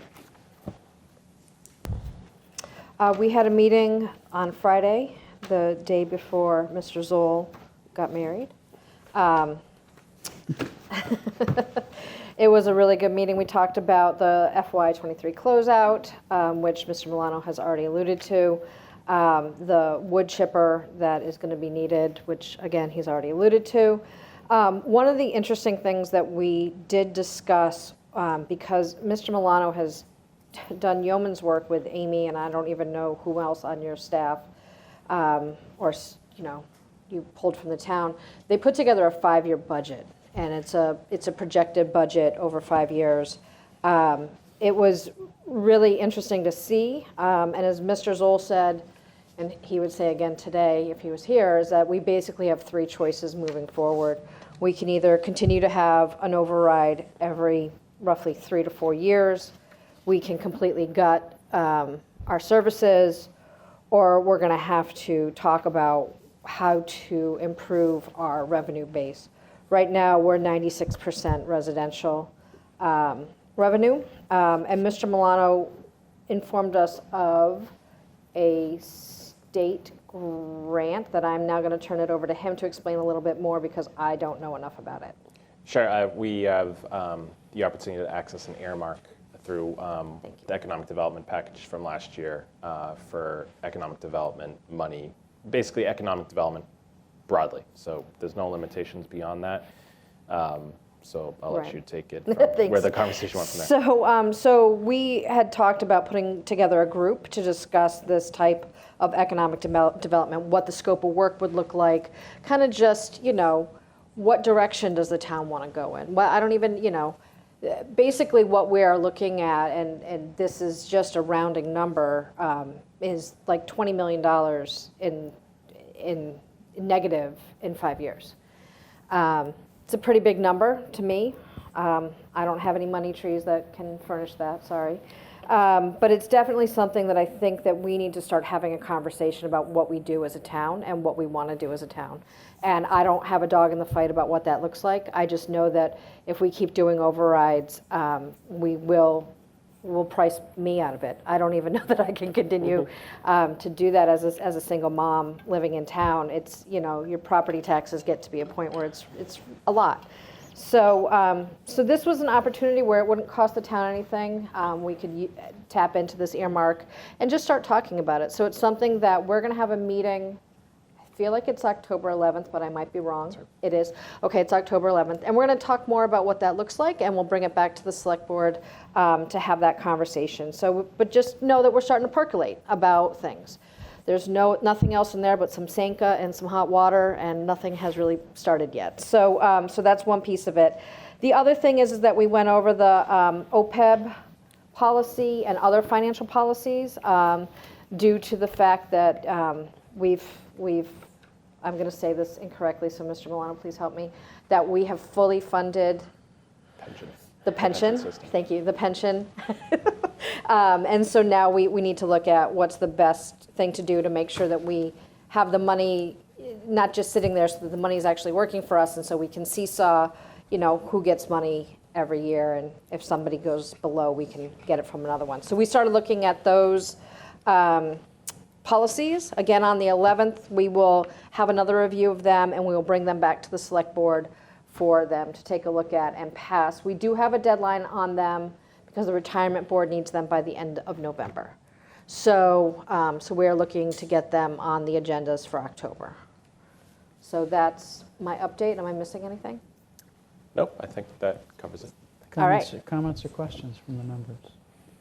I will observe, I believe our policy was envisioning the pension being fully funded in 2026. And our policy said our goal was to, of the savings of $4.5 million, put 2.5, I believe, towards our OPEB liability. Question seems to me is, since we've paid it off 2 years early, whether that should be the case, whether we wait until 2026 or we just start early on OPEB. So it seems to me that that's something we should discuss. Yes. So, all right. Thank you for that update. Item 11, discussion approval, committee appointments and reappointments. First, the Capital Improvement Planning Committee reappointments. I'll make a motion to reappoint the following individuals to the Capital Improvement Planning Committee for a term to expire on June 30th, 2024. Laurie Conley, John Folcarelli, and Michael Hale. I'll second. Motion's been made and seconded. Any further discussion? All those in favor, Ms. Bradley? Yes. Ms. Musto? Yes. Mr. Wells? I think I'll abstain since I'm chair of that committee, Mr. Chair. Thank you, Mr. Wells, and Mr. Zulish, yes. 11B, Historic Commission reappointments. I'll make a motion to reappoint the following individuals to the Historical Commission for a term to expire on June 30th, 2024. Stephen O'Donnell, Ellen Ancelone, Meredith Hall, Fred McFadden, William Mullen, and Linda Weld. I'll second Second. that. Oh, sorry. Motion's been made and seconded. Any further discussion? All those in favor, Ms. Bradley? Yes. Ms. Musto? Yes. Mr. Wells? Yes. And Mr. Zulish, yes. Item 11C, Master Plan Implementation Committee reappointments. I'll make a motion to reappoint Elaine Benson and Regina Campbell Malone to the Master Plan Implementation Committee for a term to expire on June 30th, 2024. Second. Motion's been made and seconded. Any further discussion? All those in favor, Ms. Bradley? Yes. Ms. Musto? Yes. Mr. Wells? Yes. Mr. Zulish, yes. And finally, 11D, Airplane Noise Advisory Committee. This is an appointment. It's one appointment for us. I believe the Airplane Noise Advisory Committee has recommended Mr. Godine. I'll make a motion to appoint Mr. David Godine to the Airplane Noise Advisory Committee. I'll second that. Motion's been made and seconded. Any further discussion? All those in favor, Ms. Bradley? Yes. Ms. Musto? Yes. Mr. Wells? Yes. And Mr. Zulish, yes. Item 12, discussion approval one-day liquor licenses. First is the Blue Hills Trail, Mass Audubon at Blue Hills Trailside Museum. Okay, I'll make a motion to approve the one-day liquor license for Mass Audubon at the Blue Hills Trailside Museum located at 1904 Canton Ave for Flocktoberfest. That's a mouthful. On Saturday, October 21st, 2023, from 4 to 7 p.m. I'll second. Motion's been made and seconded. Any further discussion? All those in favor, Ms. Bradley? Yes. Ms. Musto? Yes. Mr. Wells? Yes. Mr. Zulish, yes. Item 12B. I'll make a motion to approve the one-day liquor license for John Morton of the Catholic Parishes of the Blue Hills, which is St. Pius X Church, located at 101 Walcott Road, for the Designer Purse Bingo on Saturday, October 21st, 2023, from 6 p.m. to 9 p.m. Second. Motion's been made and seconded. Any further discussion? All those in favor, Ms. Bradley? Yes. Ms. Musto? Yes. Mr. Wells? Yes. Mr. Zulish, yes. Item 12C. I'll make a motion to approve the one-day liquor license for the Milton Arts Center, located at 334 Edge Hill Road, for the Teaching Artists Art Exhibit on Friday, October 6, 2023, from 6 p.m. to 10 p.m. Second. Motion's been made and seconded. Any further discussion? All those in favor? Ms. Bradley? Yes. Ms. Musto? Yes. Mr. Wells? Yes. And Mr. Zulish, yes. Thank you. Item, we got them all, right? Yes. Yep. Item Yeah. 13, discussion approval meeting minutes, August 22nd, 2023. I'll make a Mr. Chair. Do you, Mr. Chair? What's that? Yeah, you can make a motion. Okay. Sure. Yes. I'm just checking something. You can make a motion. Okay, I'll make a motion to approve the meeting minutes from August 22nd, 2023. I'll second. Motion's been made and seconded, and we have some discussion. Ms. Musto. I do, thank you. I just was wondering if we could add one sentence in on, let me find it again, page 4. Yep. At the, maybe the third or fourth down from the top, I wanted to add in before following the discussion. Do you see that? Yes, it's the 1, 2, 3, 4, 5th paragraph, right? 1, 2, 3, 4. Well, yeah, Yeah. the fourth paragraph. So the fifth is following the discussion. Yes. So at the end of the first one, I just wanted to put in one line, Ms. Musto expressed concerns that the process should have started with the planning board, because I had definitely said that several times. Yeah, I know. That's fine. Is that okay? Fine with me. Okay. And that was the only. I remember that. And that was it. That was the only change. And then I will observe, there seemed like a line on page 5 under the discussion approval under item C, the second sentence. Said the law no longer requires 2/3 majority at a town meeting or town council. It is a simple majority vote. I'm not sure what that applied to. But so, so I would say just let's take it out, because it just seemed to kind of, didn't really. It probably was describing that the law changed it for both town meeting or city or town councils, Yes. but it is not applicable to Milton, so Yeah. I would take that for out. clarity. If we can delete that sentence. delete the second sentence. All right, is that okay? Yeah, it's great. Is that okay? Yep, sure. All right, any further discussion? So with those amendments, motion's been made and seconded with those amendments. All those in favor, Ms. Bradley? Yes. Ms. Musto? Yes. Mr. Wells? Yes. Mr. Zulish, yes. Town Administrator's Report, item 14. Thank you, Mr. Chair. The Fit for Life Walk is at the Council on Aging this weekend, Saturday, September 30th at 9 a.m. The Fit for Life Walk is to support health and wellness, transportation events, and other programming done here at the COA. It's a $20 registration fee. There are raffles, refreshments. It's a great event. Weather for the weekend looks like it's going to be really nice. So hope to see a good number of folks out at that. The Wildcat Den reopened today. It was their first day with middle school students back. Thanks to the Parks and Rec Department for relaunching that again this year. Maureen Hansen taking over for MAC. And there are sponsorship opportunities to provide the kids at the Wildcat Den with pizza or food and drink. So if you're interested in donating to that, you can get in touch with the Recreation Department. Julie Kramer mentioned the affordable housing lottery at 131 Elliott. So applications are due, as she indicated, in November. Hendry'sLottery.com. That's three one-bedroom units, and 1 2-bedroom units that are available. Additional information is on the Planning Department website, and we'll get that on the front page of the website as well. I know it feels like just about every street's being dug up in the last week and a half. Apologize for the way weather and everything else has messed with our scheduling. But Reedsdale, if you've been driving on it, should be done tomorrow. They should be out of there tomorrow. Randolph Ave, Adams were also complete. They are also out paving the Hanson Street, Dean Road. Traffic engineers are working on redesigning Clapp Street ahead of additional work next year on Clapp and Walnut to repave that, do some sidewalk work. Granite Ave is going to be paved overnight. Canton Ave will be paved overnight tonight. Canton Ave's will be finished tomorrow night, overnight. And the Council on Aging parking lot will be paved next week, starting on Monday, so it'll be out of commission for the week.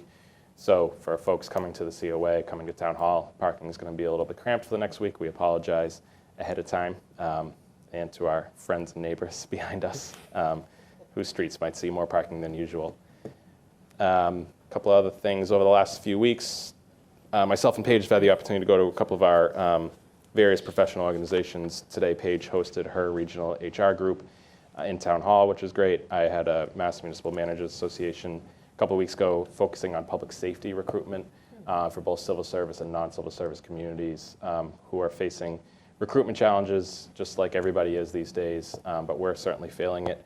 The cadet program at Milton Police, which is a great program, is accepting applications. We sent out a blast on our website about that last week, so if you know anybody interested, please encourage them to sign up, especially through the civil service system that gives folks a leg up if you're coming out as a cadet. We just completed a series of 4 trainings with staff and employees in Town Hall over the last several weeks. So we continue in our DEI efforts there. And then lastly, just to take a moment to talk about the Mattapan line shutdown that's coming up in October 14th to the 29th. We had a meeting with the MBTA earlier yesterday, and they're planning for 24 hours a day crews working on 2 shifts. There'll be multiple crews working throughout the Mattapan line, so folks will see people working at all hours. They're focusing on improvements to the rail bed to get rid of some of the speed restrictions that are affecting the Mattapan line, as well as the line between JFK and Ashmont and JFK. Shuttle buses will be running throughout that time. It will be 1 seat all the way into Boston, all the way to JFK, Folks who get on the line for the Mattapan line won't have to then switch to a different bus at Ashmont. You'll be able to stay on the same bus. They're doing work on the pedestrian crossings at Milton Station, at Valley Road. The most impact that we will see here will be on Capon Street due to track work on Ashmont and at Mattapan Station. The T will be bringing in equipment onto the line at Capon because of the access right from the road onto the rest of the line. In addition to that, they're going to redo the grade crossing on Capon Street. This will mean just completely ripping out what is there at the grade crossing and replacing it. As anybody knows that's gone over that road and also the grade crossing, it has seen much better days, probably many years ago. That'll be 4 to 7 days of work itself, just doing the grade crossing at Capon. Chase Berkeley, DPW director, is having a follow-up meeting with the T on Thursday to go over Capon directly. We've certainly been reaching out to them in terms of making sure that they're doing enough public information. They've indicated that they'll be out publicly letting folks know of the disruptions, and we're pushing them for, hopefully maybe we can get some paving out of it, but I'll keep you updated in terms of what the T commits to doing and not doing on Capon. The Neponset Trail should not be impacted. There might be some truck crossings over near Butler, but otherwise the trail should remain open for the duration of the project. So it's going to be a long 16 days, but we will start getting this information out to folks. So I wanted to provide that update. Thank you, Mr. Milano. Chair's report, just two things briefly. One is Milton Glows Gold, I believe, is going to be coming to an end. So get your jumping jacks and contributions and all you can in, so we can have as much benefit as possible to Milton Glows Gold. And two, I think we have a date for our staff appreciation lunch, and the intention is to have the staff and all elected officials have the opportunity to get together. But you have the details on that, Mr. Milano? Yes, Wednesday, October 11th, 11:30 to 1:30 here at the Council on Aging. And thanks to Vance Welch and Still and Rye for stepping up and supporting our efforts here. And so our partners, our health insurance partners and dental insurance partners are providing some stuff as well. So we're happy to take advantage of this and appreciate the Select Board support. Okay. All right. Item 17, future meeting dates. We have the 10th and the 24th. Anything on that? The only thing I was going to say, Mr. Chair, is that I obviously will not be here on the 10th, but I am available on the 12th, which is that Thursday evening, if need be. I'm just putting that out there in the universe because I don't have class that night. All right. Well, I hesitate to change a date of a meeting without Mr. Zoll here. So why don't we Yes. keep it where it is, and we'll see how Yeah. we'll see how things go. Totally fine. Okay. Okay. All right. Anything further on that? Item 18, future agenda items. Anything on that? Ms. Bradley. Thank you. Last time we met, I asked for an update on the turf field, Oh. Yeah. and I still would like an update on the turf field. Many parents have paid for athletic fees, and their children are not able to practice because the fields have been closed, I don't know, in the last week, probably 5 times, if not 6. So it's just getting to be backed up, and I'm curious as to everybody's paying these monies and what's going on with the other turf field. So So maybe we can have someone from the Parks that would Department. be great. I just don't know what's going on with it. Yeah. It's with Conservation Commission presently for. Yeah, but what's the, review. like, I don't know what the next steps are, how long This before is we the can make last this happen. step. I just, it's, we gotta, Yeah. thanks. Yep. And maybe we can have someone from Parks talk about the process. Mr. Wells. Great. I just was going to comment the same as what Nick. It's still tied up in the Concon. They're doing. And you can tell me if I go off on this, Nick, because I talk to Kevin pretty frequently about it. There's like an independent analyst doing the same soil samples that the architect or the designer, field designer, had already done a year ago. Am I correct on that? Yes, they're doing more peer reviews of Right. work provided. And I believe, am I correct, they're just waiting for that final report before they make their decision? It's in their hands at this point? Yes, I think there's going to be a question as to what conditions they might put on the project coming out of that report. So that is probably the remaining curveball left on this project. Ms. Bradley's correct in that they've lost another season now. So you lost the spring, you lost the summer, and now you've lost the fall. And I think even with the approval, we're looking at this time next year probably before it's even done, which is not too good. That doesn't help coaches and players who really need that field. All right, so we'll put that on the agenda for the next meeting. We'll see if we can't get a little bit more of an update. And maybe we'll ask Mr. Kiernan to come in if maybe he can give us an update as well. Okay. Anything else? All right, item 19. I'll make a motion to adjourn. Oh, I'll second that. Motion's been made and seconded. All those in favor, Ms. Bradley, Yes. Ms. Musto, Yes. Mr. Wells, Yes. and Mr. Zulis, yes. Thank you, everyone. We will return on Tuesday, October 10th, 2023. Thank you all, and have a pleasant weekend.